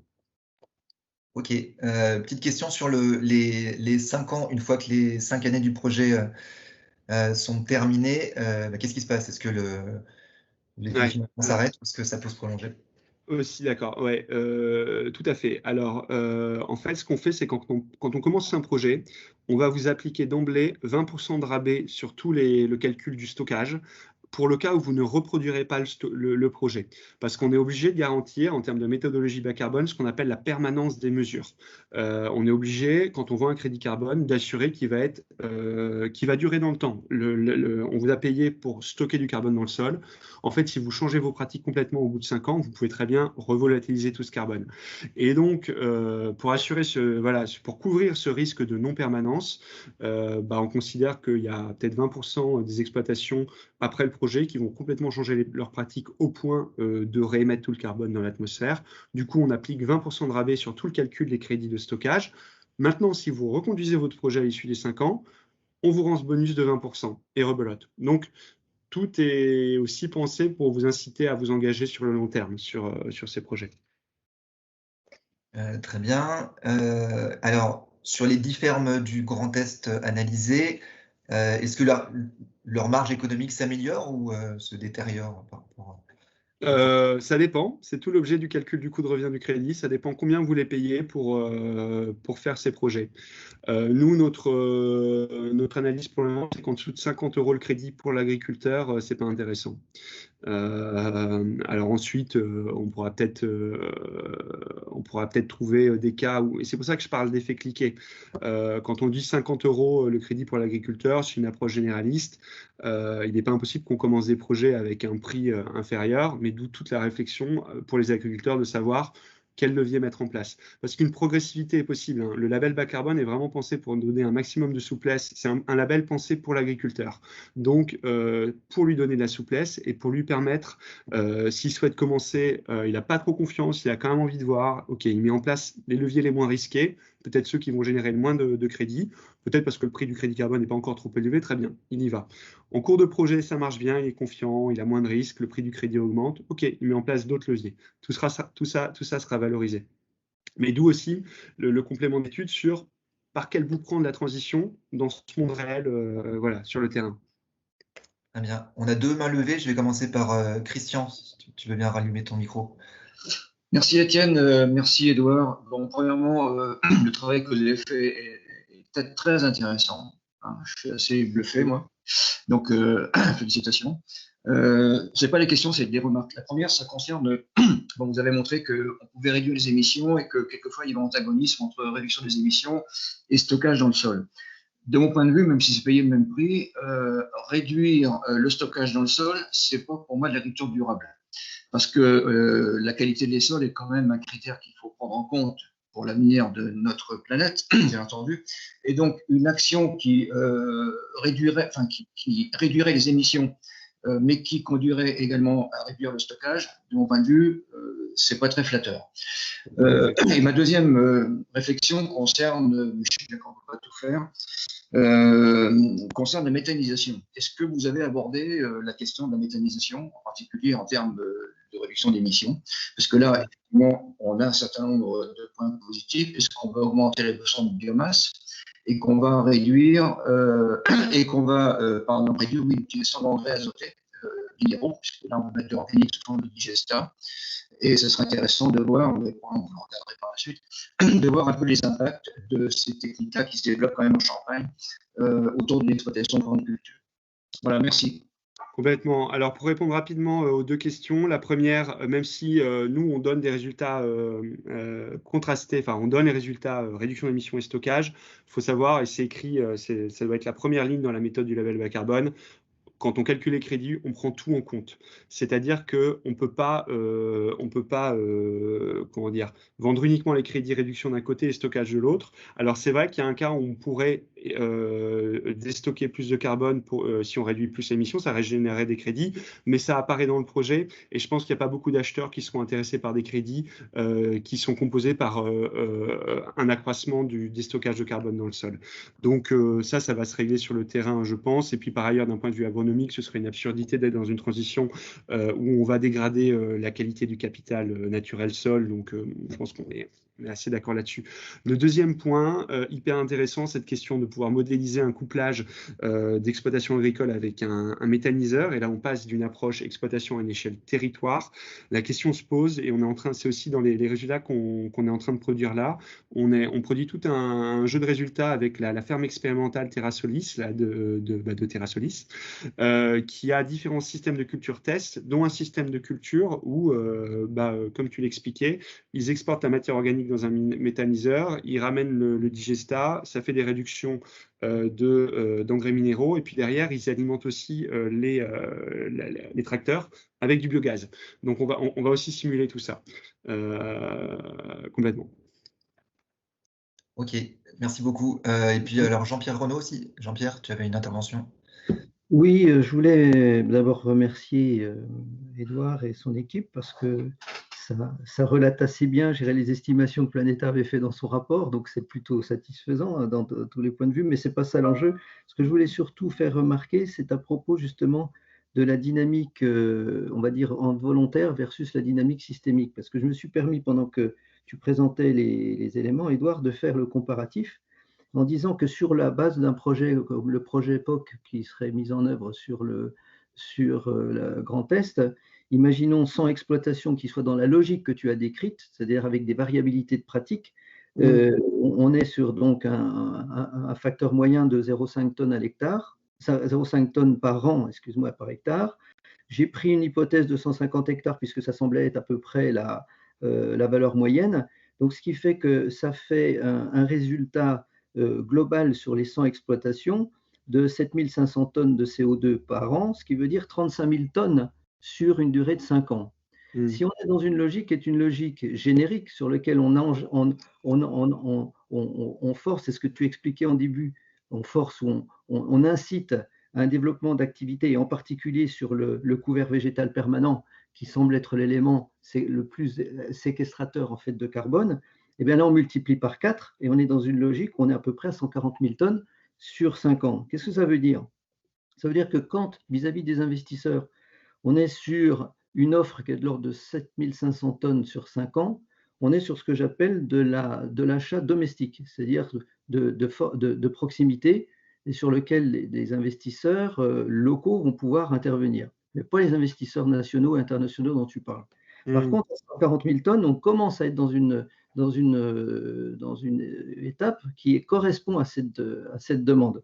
Parce que là, effectivement, on va trouver des investisseurs qui sont plutôt intéressés. Donc, c'est un vrai sujet qu'il va falloir qu'on reprenne, c'est-à-dire est-ce que effectivement, au regard de ces éléments, est-ce qu'il faut que l'on tire la dynamique comme tu l'as décrite, c'est-à-dire une dynamique volontaire, et à partir de là, on jette les dés et on voit ce que ça donne, ou est-ce qu'on tire et on promeut en fait une démarche qui est une démarche qui, à la fois, comme le disait Christian tout de suite, a peut-être plus de valeur en termes de durabilité des sols, mais aussi, on le voit, une capacité beaucoup plus importante de s'impliquer sur le marché carbone. Voilà, c'est ça que je voulais vous dire.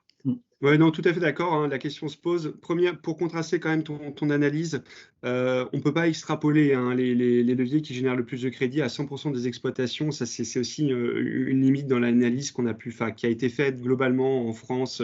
Les études de l'INRA, tel levier, tant de crédit par hectare et tout. En fait, les exploitations ne peuvent pas mettre tous les leviers sur tous les hectares. Donc, ça, c'est le premier frein.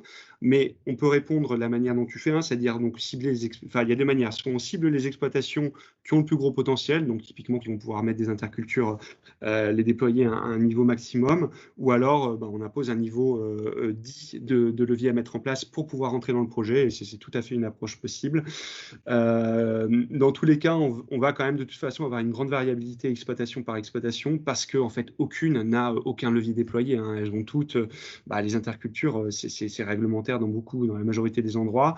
Après, ce qui va jouer, c'est à quel point elles respectent la réglementation ou pas, et quelle marge on a pour aller chercher de la performance là-dessus, quoi. Voilà. Ok, merci. Je vais prendre 2 minutes pour formuler la dernière question et obtenir la dernière réponse, parce que c'est un agriculteur, je crois, qui la pose en plus. Si les méthodologies changent, qu'est-ce qui se passe si on est déjà engagé dans un projet bas carbone? Ouais, très bonne question.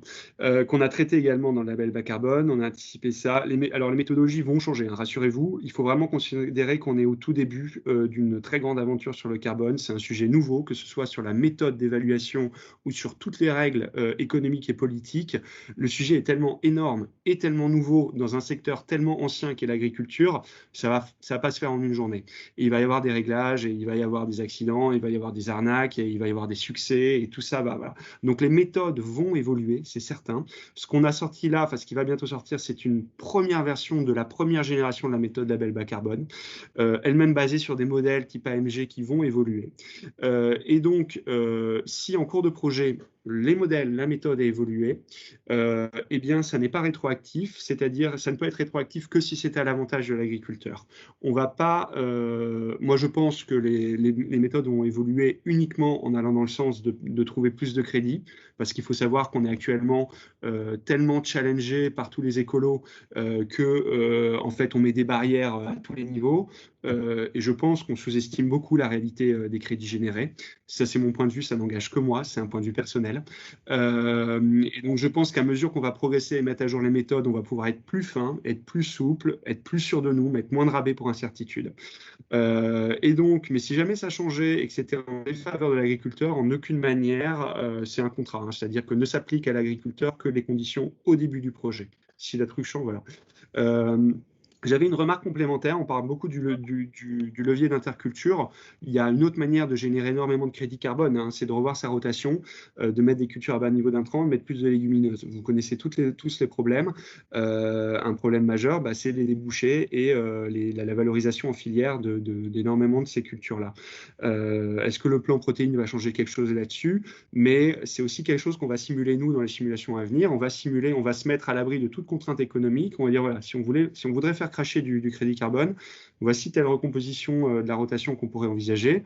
Et derrière, ça génère beaucoup de crédit, mais manque de bol, il n'y a pas les filières derrière pour valoriser tout ça. D'où une petite note peut-être au pouvoir public en disant, si vous voulez vraiment faire une transition, vous pouvez aussi travailler sur la valorisation locale des légumineuses, des protéagineuses et compagnie. Et une autre manière de prendre le sujet, c'est quand vous avez des filières, et nous on en a pas mal aussi qui viennent nous voir, c'est-à-dire que beaucoup d'acteurs d'agro-industrie mettent l'accent sur les protéines végétales.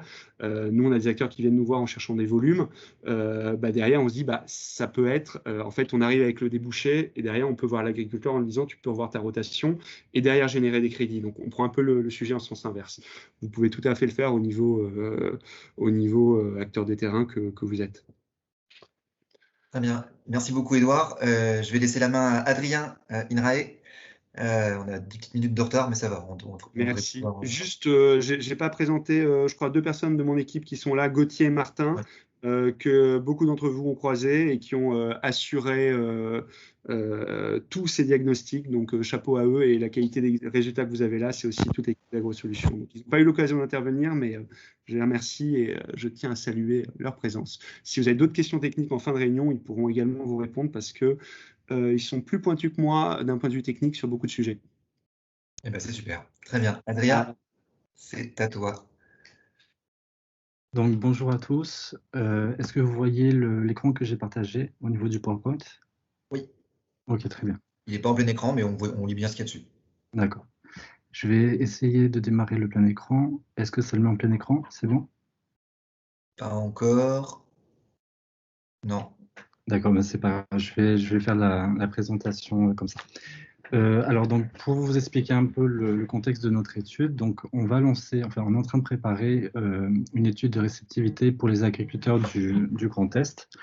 Et donc, c'est un projet qui s'inscrit avec l'INRAE, où je travaille en tant que postdoctorant avec Philippe Delacote. Donc voilà, la présentation d'aujourd'hui est en plusieurs parties. D'abord, je vais vous faire une brève présentation de notre étude, l'agenda qu'on vise pour cette étude, et puis vous expliquer un peu plus qu'est-ce qu'on cherche à faire en termes de mise en place du contexte, et puis la proposition de contrat qui serait préférée pour les agriculteurs. Et puis, je vous mettrai à contribution aussi, ce serait important d'avoir vos retours pour savoir quelle serait la composition idéale des contrats pour être le plus réaliste par rapport aux réalités du terrain.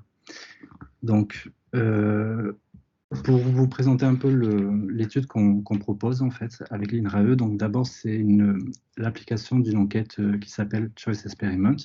Donc c'est en fait une méthode qui est assez rigoureuse et qui a déjà plusieurs applications en marketing, en foresterie, en agriculture, et qui permet en fait de mesurer le niveau d'adhésion d'une population cible pour l'adoption d'un nouveau projet ou d'une nouvelle politique, avant que cette politique ou ce projet soit mis en œuvre. Donc, ce qui est pertinent par rapport au contexte du projet Carbon Fig. Donc, la présentation, le format de l'étude se présente en une série de 6 contrats hypothétiques où on va demander à l'exploitant agricole de choisir l'offre qu'il préfère de contrat. Donc, chacun de ces 6 contrats se décline en une combinaison qui est distincte par plusieurs clauses ou plusieurs attributs. Par attribut, donc ça veut dire que c'est en fait les composantes essentielles du contrat qui sont susceptibles d'influencer l'adhésion de l'agriculteur. Donc pour un contrat donné, on a plusieurs options qui sont comparées et il faut savoir que l'option d'un contrat ne sera jamais strictement supérieure à une autre option selon les différentes caractéristiques du contrat. Donc, l'avantage principal de cette méthode, c'est d'abord de donner une idée sur le pourcentage d'exploitants agricoles qui seraient prêts à mettre en place, à adhérer en fait au projet Carbon Think. Donc aussi, ça permet d'identifier en fait quel est ce qu'on appelle en fait l'arbitrage entre les différents déterminants du contrat qui peuvent expliquer le choix d'adhésion de l'agriculteur au contrat et notamment les freins. Aussi, cette méthode permettra d'adresser de façon plus fine les différents profils d'adhésion entre les agriculteurs. Par exemple, on pourrait voir le niveau d'adhésion selon la taille de l'exploitation, le niveau d'aversion au risque de l'agriculteur par rapport à la gestion du risque, et puis aussi voir si l'investissement a une influence. Bien sûr, comme toute méthode, Choice Experiment a certaines limites. Notamment, il faut un nombre suffisant de répondants pour avoir les résultats les plus fiables et les plus robustes.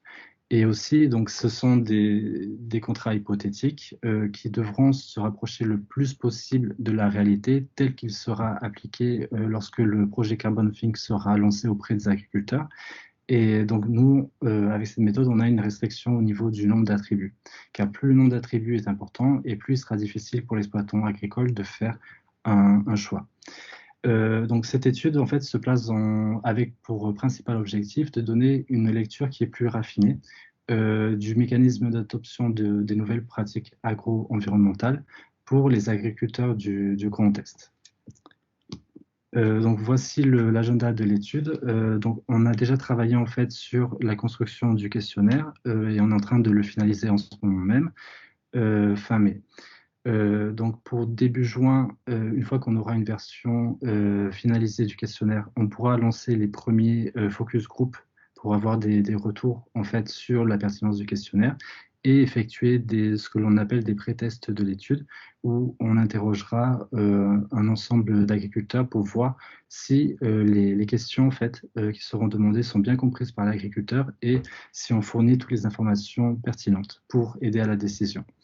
Par la suite, à partir de la date du 15 juin, on propose de diffuser en fait le questionnaire aux fermes de compte culture avant que le démarrage de la moisson se fasse. Et dans une deuxième étape, phase 2, on diffusera ce questionnaire auprès d'autres types d'agriculteurs, dont les éleveurs et les viticulteurs après la vendange.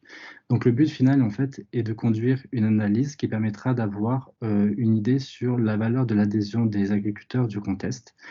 Et si possible, on vise le nombre maximum de répondants. Dans l'idéal, ce serait entre 500 et 600 réponses collectées.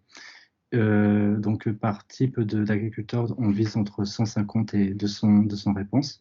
Bien sûr, les réponses seront anonymisées et on est intéressé en fait pour mettre en évidence les tendances moyennes et les tendances agrégées d'adhésion des agriculteurs par rapport au projet Carbon Think. Donc, pour le format de l'enquête, c'est en deux parties. La première partie, c'est d'abord expliquer en fait le contrat, donc le contrat de façon générale. L'agriculteur pourra, donc, qui est le répondant, pourra prendre conscience du contexte dans lequel il sera amené à faire des choix. Donc, on présente les grandes lignes en fait, du projet Carbon Think et on sensibilise l'agriculteur sur l'importance de répondre à ce questionnaire-là. Bien sûr, les réponses sont anonymisées et donc voilà, et ça permettrait en fait justement d'améliorer la compréhension de l'adhésion des agriculteurs. Bien sûr, pour nourrir ce contexte, il y aura des informations complémentaires qui permettront d'aider les répondants, les agriculteurs, à faire le choix qu'ils préfèrent de la façon la plus simple et la plus efficace. Donc, dans une deuxième partie, après avoir pris connaissance du contexte, on demandera à l'agriculteur de répondre en fait à une série de questions. Comme c'est présenté dans l'étape 1 à gauche, où l'agriculteur fera face à 3 options possibles. Donc, il y a 2 options de contrat et puis la possibilité pour l'agriculteur de refuser le contrat si aucune des 2 options ne le satisfait. On a choisi, donc là c'est juste un exemple, en fait c'est un travail préliminaire, mais on a sélectionné 5 attributs qui constituent en fait pour cette version de questionnaire, les déterminants majeurs pour l'adhésion de l'agriculteur par rapport au contrat. Et donc, bien sûr, il y a un attribut obligatoire qui est la rémunération carbone par hectare. Donc là, comme je disais tantôt, l'option A n'est pas strictement supérieure à l'option B. Il y aura toujours dans l'option B un des attributs, un des niveaux d'attributs qui sera supérieur à l'option A. Après avoir répondu à un choix de contrat, si l'agriculteur choisit l'option A ou l'option B, on lui demandera éventuellement de choisir quelles seraient les pratiques qu'il préférerait mettre en place au niveau de son exploitation.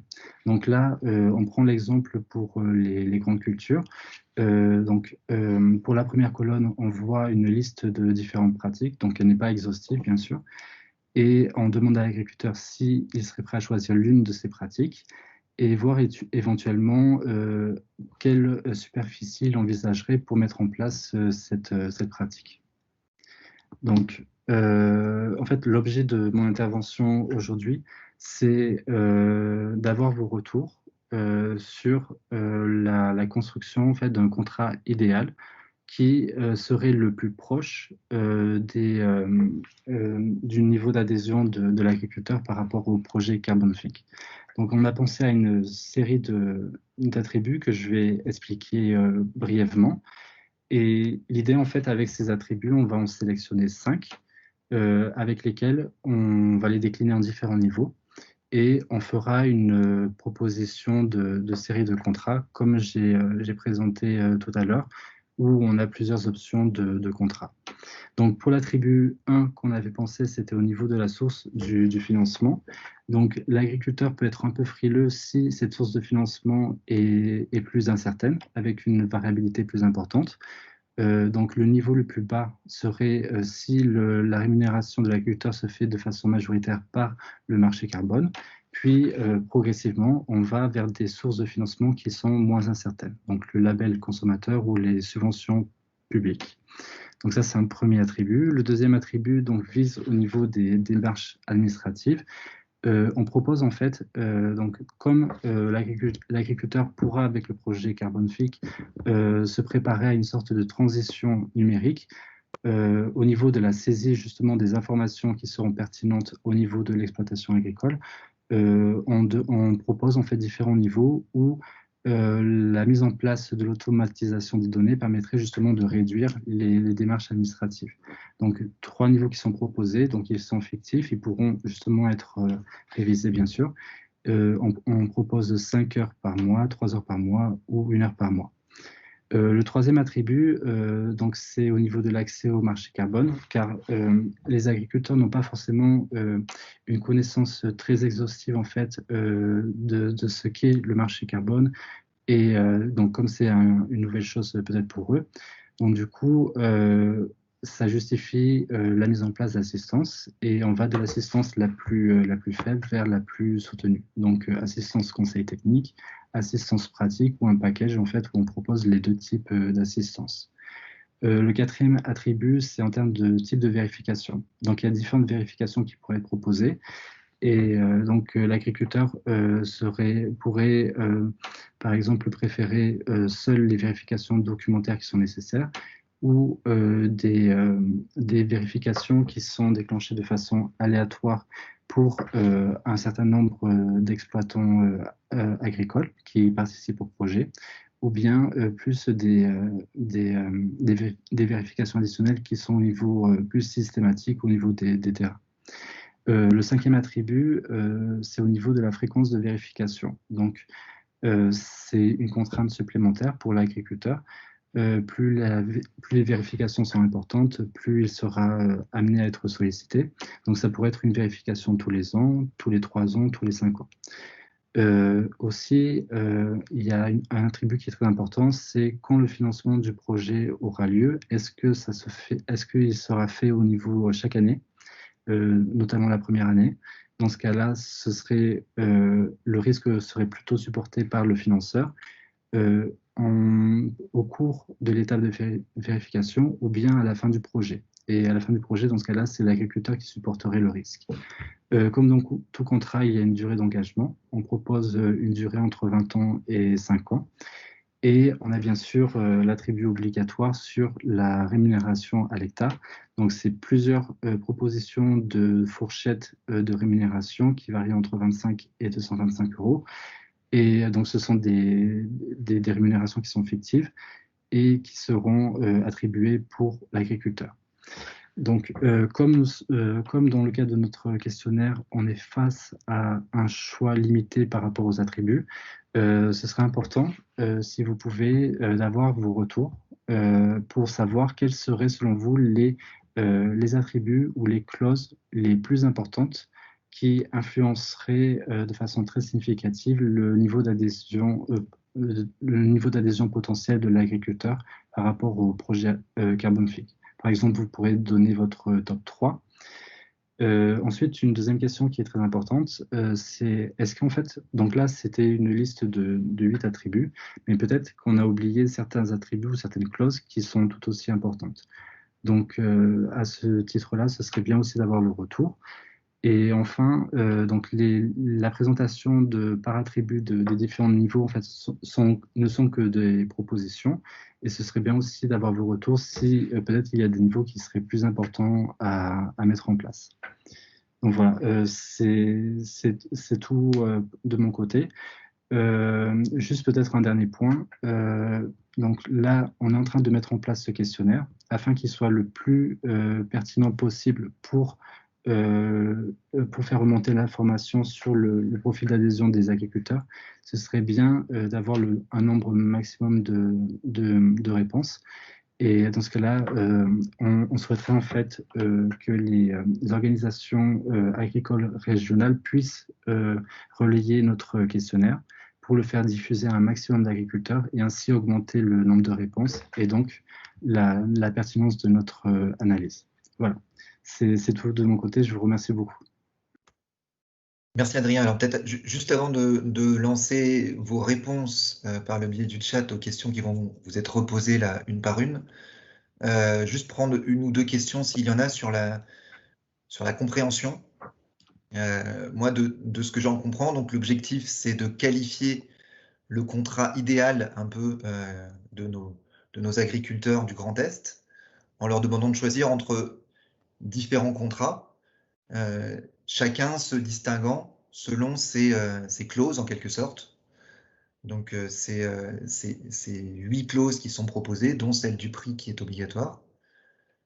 Donc voilà, pour que chacun se rende compte un peu de l'exercice qui vous est demandé, c'est visualiser un peu le contrat idéal proposé à un agriculteur et quels devraient être les intitulés des paragraphes ou des clauses de ce contrat. Donc je ne sais pas si ça suscite des questions de compréhension déjà pour commencer.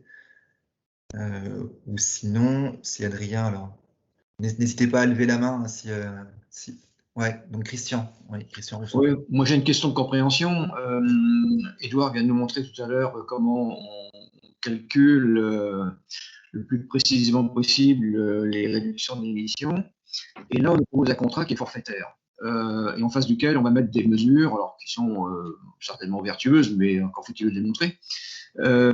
Donc, est-ce que les deux choses sont liées ou pas? Parce que moi, si on me propose un truc qui est forfaitaire, je veux dire, allez, j'adhère pour le contrat à tel prix, et puis en face, je vais mettre des mesures, voilà, je serai contrôlé, mais on est vraiment dans des systèmes PAC, quoi. Il n'y a pas de, je veux dire, il n'y a pas d'effort particulier pour essayer de se surpasser, de faire mieux.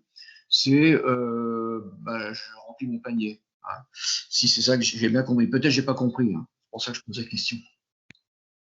D'accord. Vas-y, Adrien. Oui, en fait, c'est une question très pertinente. Alors, ça pourrait faire l'objet d'un attribut, dans le sens où on pourrait comparer pour l'agriculteur l'adoption de nouvelles pratiques ou l'amélioration de ces pratiques. Dans ce cas-là, en fait, l'objectif quand même, c'est d'augmenter la réduction carbone et séquestration carbone. Donc l'idéal, c'est que l'agriculteur fasse le plus d'efforts. Mais justement, ça pourrait faire l'objet d'un questionnement pour savoir si est-ce que l'agriculteur est prêt à consentir à transformer de façon très significative son exploitation agricole par l'adoption, par l'amélioration très significative des pratiques, ou alors simplement adopter de nouvelles pratiques, car c'est un projet qui est très récent et du coup peut-être l'agriculteur est frileux, et voir ce qu'il en est. Peut-être une toute petite précision de méthode, ce n'est pas toujours très clair. En fait, à la limite, peu importe le type de contrat dans lequel est engagé l'agriculteur, le fonctionnement d'un projet label bas carbone, c'est toujours au début, on fait une simulation de ce que l'agriculteur prévoit de mettre en place. On calcule donc avec les méthodes que j'ai présentées combien de crédits ça génère, ça pourrait générer. Puis il dit ok, bah, grosso modo, je sais que je vais pouvoir faire ça. Puis avec le contrat que vous me proposez, ça me va ou ça me va pas et on renégocie.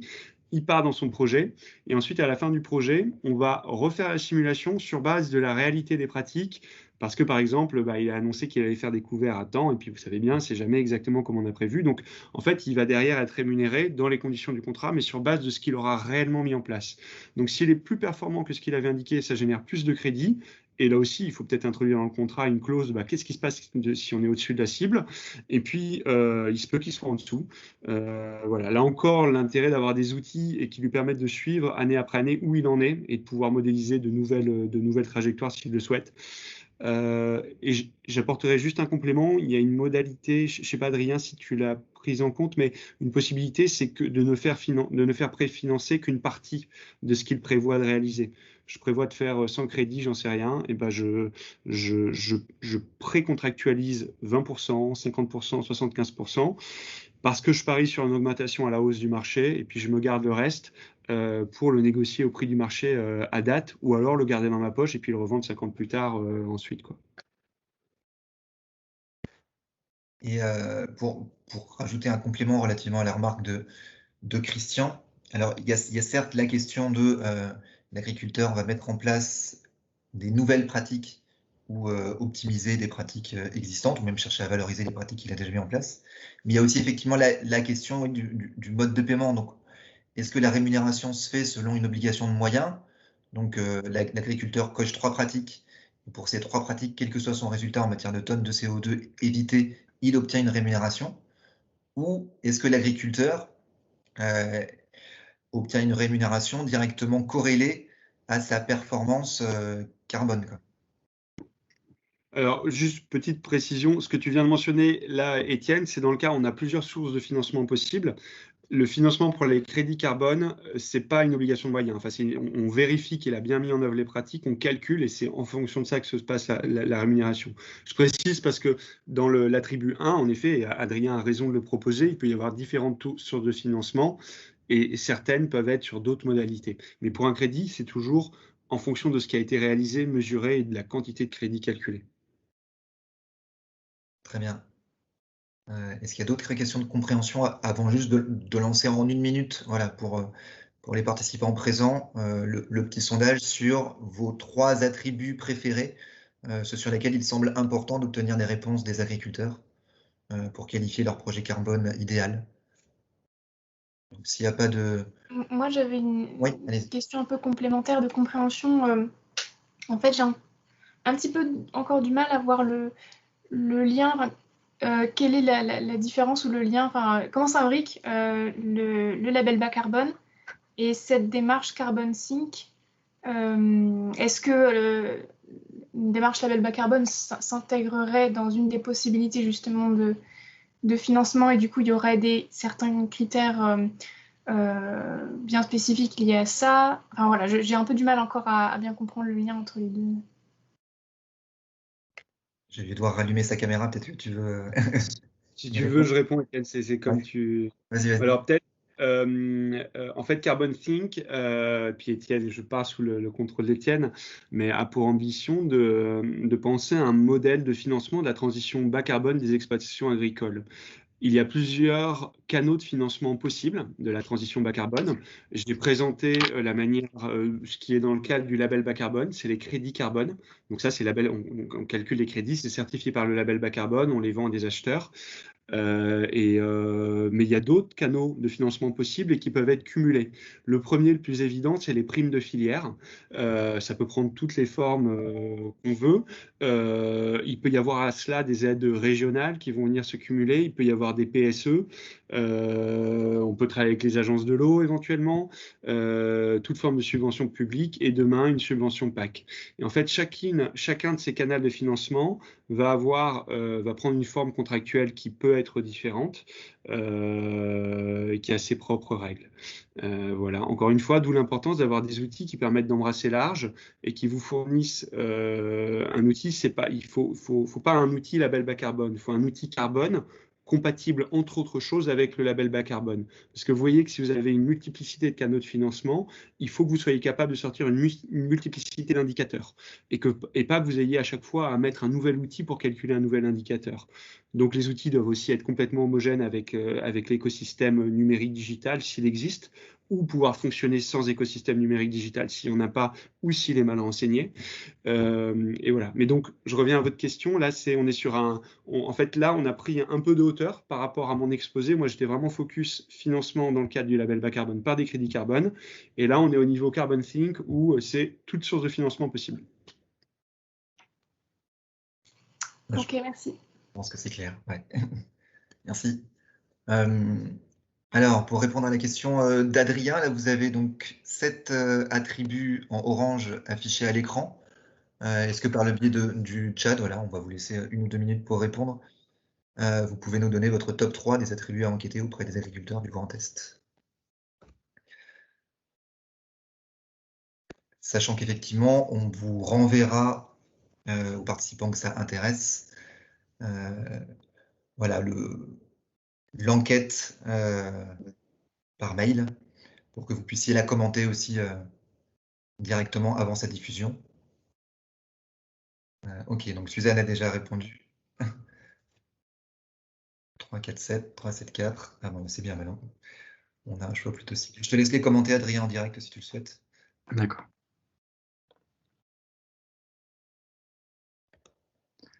Alors, 3, 4, 7.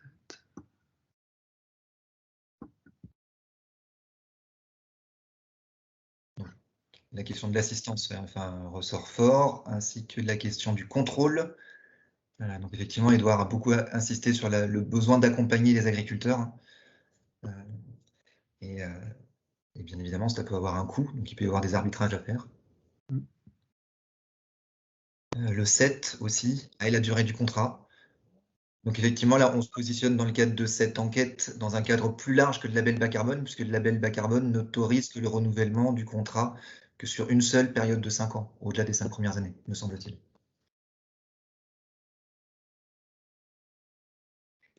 Et puis pour ceux qui ont déjà répondu, je vous invite aussi à nous dire, pareil, dans le chat, si selon vous, il manque un attribut, s'il serait intéressant d'enquêter les agriculteurs voilà, sur une autre clause permettant de qualifier le contrat.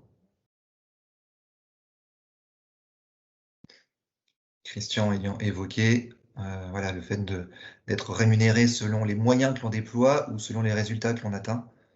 Effectivement, le label bas carbone là, certifie des tonnes de CO2 évitées et propose plutôt une rémunération au résultat, mais on peut imaginer des montages un peu intermédiaires. Donc la question reste intéressante.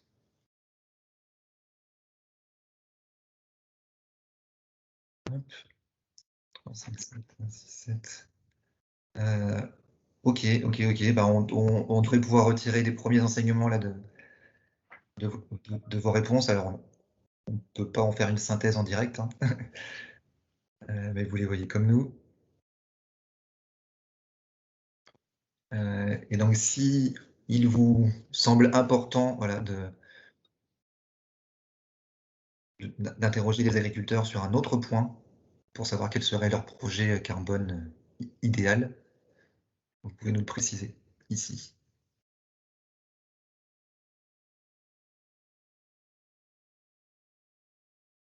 Je vois qu'il y a, par exemple, le partage des données. Donc, dans ce cas-là, ce serait de savoir est-ce que l'agriculteur est prêt à rendre public les données, en fait, qu'il va transmettre au niveau de sa ferme, de son exploitation agricole? Ou alors, est-ce que ça doit être toujours des données qui restent, des informations qui restent privées? Donc ça, c'est sûr aussi que c'est un point très important. C'est bien noté, merci.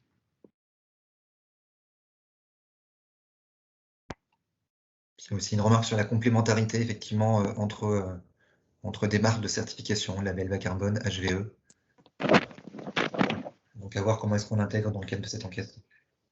Oui, sur le partage des données, si je peux rajouter quelque chose, je pense que au niveau français, c'est quand même important de réfléchir à ça.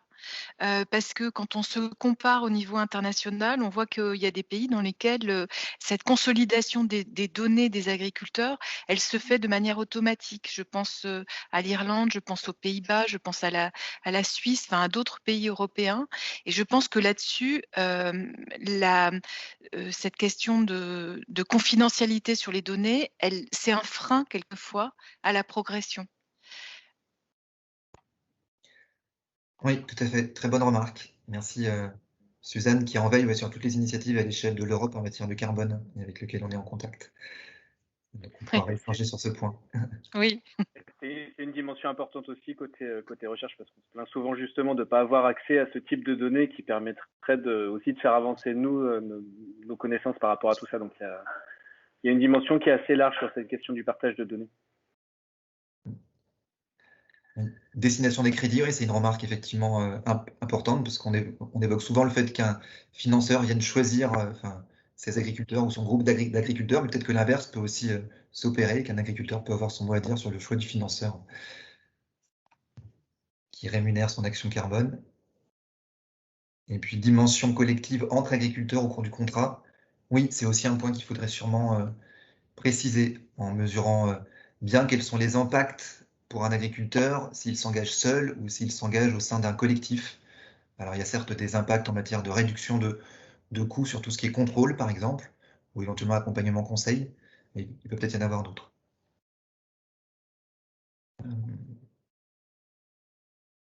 Ok, alors je ne sais pas, on va peut-être, sur les 2-3 minutes, autoriser s'il y a quelques questions qu'il reste encore. Alors, je ne sais pas si Adrien, pour toi, pardon, si c'est bon. Oui. Oui, je prends note de tous les attributs. Ok, donc l'idée, c'est de faire une petite synthèse de tous vos commentaires là, exprimés en direct, de vous renvoyer une version de l'enquête avant qu'elle soit diffusée, que en particulier les organisations agricoles locales s'y intéressent, l'examinent, la contestent, la critiquent et la valident, avant de compter sur vous pour la relayer, puisqu'effectivement, son succès ne sera assuré que par un grand nombre de réponses, comme Adrien l'a précisé. Ok, et on a une petite question, peut-être qu'Edouard, juste en 2 minutes, ça vaut la peine d'y revenir, parce que ce n'est pas la première fois qu'elle est posée, sur la compatibilité entre prime filière, notamment avec l'initiative CEPOL, et crédit carbone du label bas carbone. Enfin, quoi que Thomas, pourrait y répondre aussi, mais Edouard, vas-y. En fait, la question se pose de la même manière pour toutes les articulations entre prime de filière et génération de crédit carbone rémunéré. C'est cumulable, hein, on a bien insisté auprès du gouvernement qui a validé ce point, en tout cas oralement pour le moment.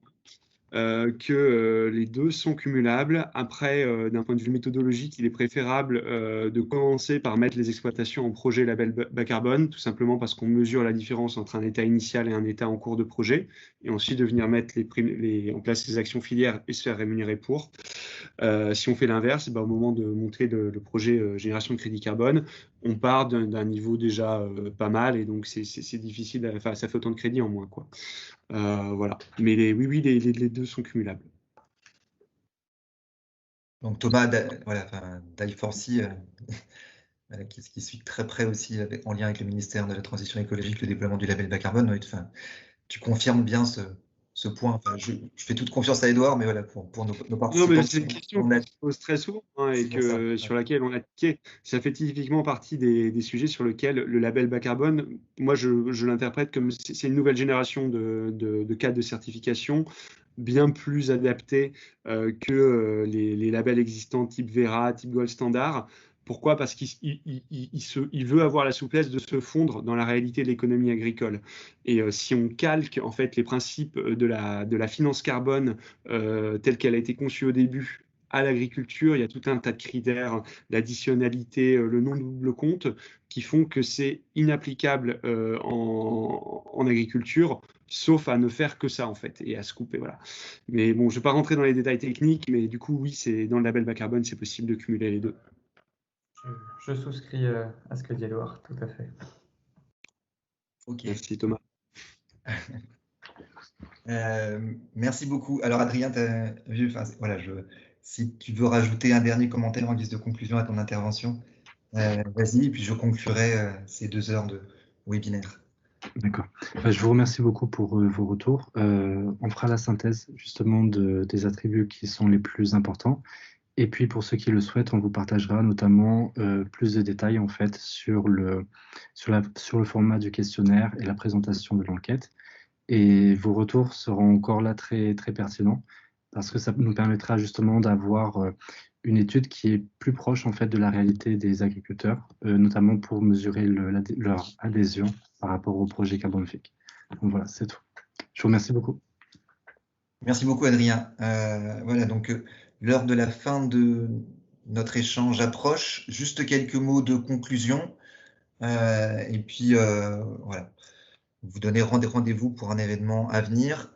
Donc comme vous l'avez vu, en matière d'évaluation, la production de références avance. Donc c'est un sujet hyper riche à explorer. Donc Edouard en a fait une belle démonstration. Il y a encore quelques travaux complémentaires qui vont arriver et qui vont permettre voilà, de préciser le potentiel de gain des agriculteurs et ainsi pour Carbon Sync d'avoir une proposition cohérente en matière de modèle de rémunération à faire, prenant en compte ce potentiel de gain technique et ce coût des pratiques associées. Et bien évidemment en mettant en face le potentiel des financeurs, qui peuvent être aussi bien des acheteurs de crédit carbone que des collectivités publiques, que des industriels de l'agroalimentaire, voilà, pour soutenir la transition carbone de nos fermes. Sans faire trop long, l'objectif pour Carbon Sync est toujours d'avoir produit donc, les outils, aussi bien en matière d'évaluation qu'en matière de financement, utiles pour que 100 fermes de grande culture puissent s'embarquer dans des plans d'action bas carbone à partir du mois de septembre. Et pour cela, on comptera sur les organisations agricoles locales pour nous aider à identifier ces agriculteurs, une fois que notre proposition, notamment en matière de modèle de rémunération, aura été établie. Voilà. Je pense que je ne vais pas faire beaucoup plus long pour cette conclusion.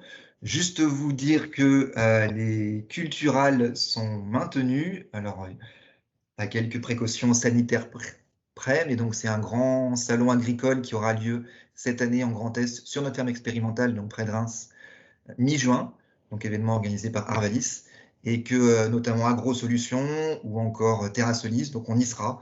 Donc venez discuter avec nous du sujet du carbone. Côté TerraSolis, on aura en particulier un petit stand pour échanger sur le sujet. Donc aussi bien agriculteurs, conseillers, ça sera vraiment le moment voilà, de venir en parler avec nous. Voilà, eh bien, je vous remercie à toutes et tous d'avoir participé et d'être intervenus. Merci aux partenaires, aux 5 partenaires, donc TerraSolis compris du projet, donc AgroSolutions, INRAE, I4C, Planeta, et il manque un, je crois. AgroSolutions, I4C, INRAE, Planeta, et INRAE et TerraSolis, pardon, autant pour moi. Voilà, donc voilà, j'espère que vous en avez appris plein. Les travaux continuent et je vous dis à très vite donc, pour continuer de suivre les avancées de notre projet. Merci à tous, au revoir. Au revoir.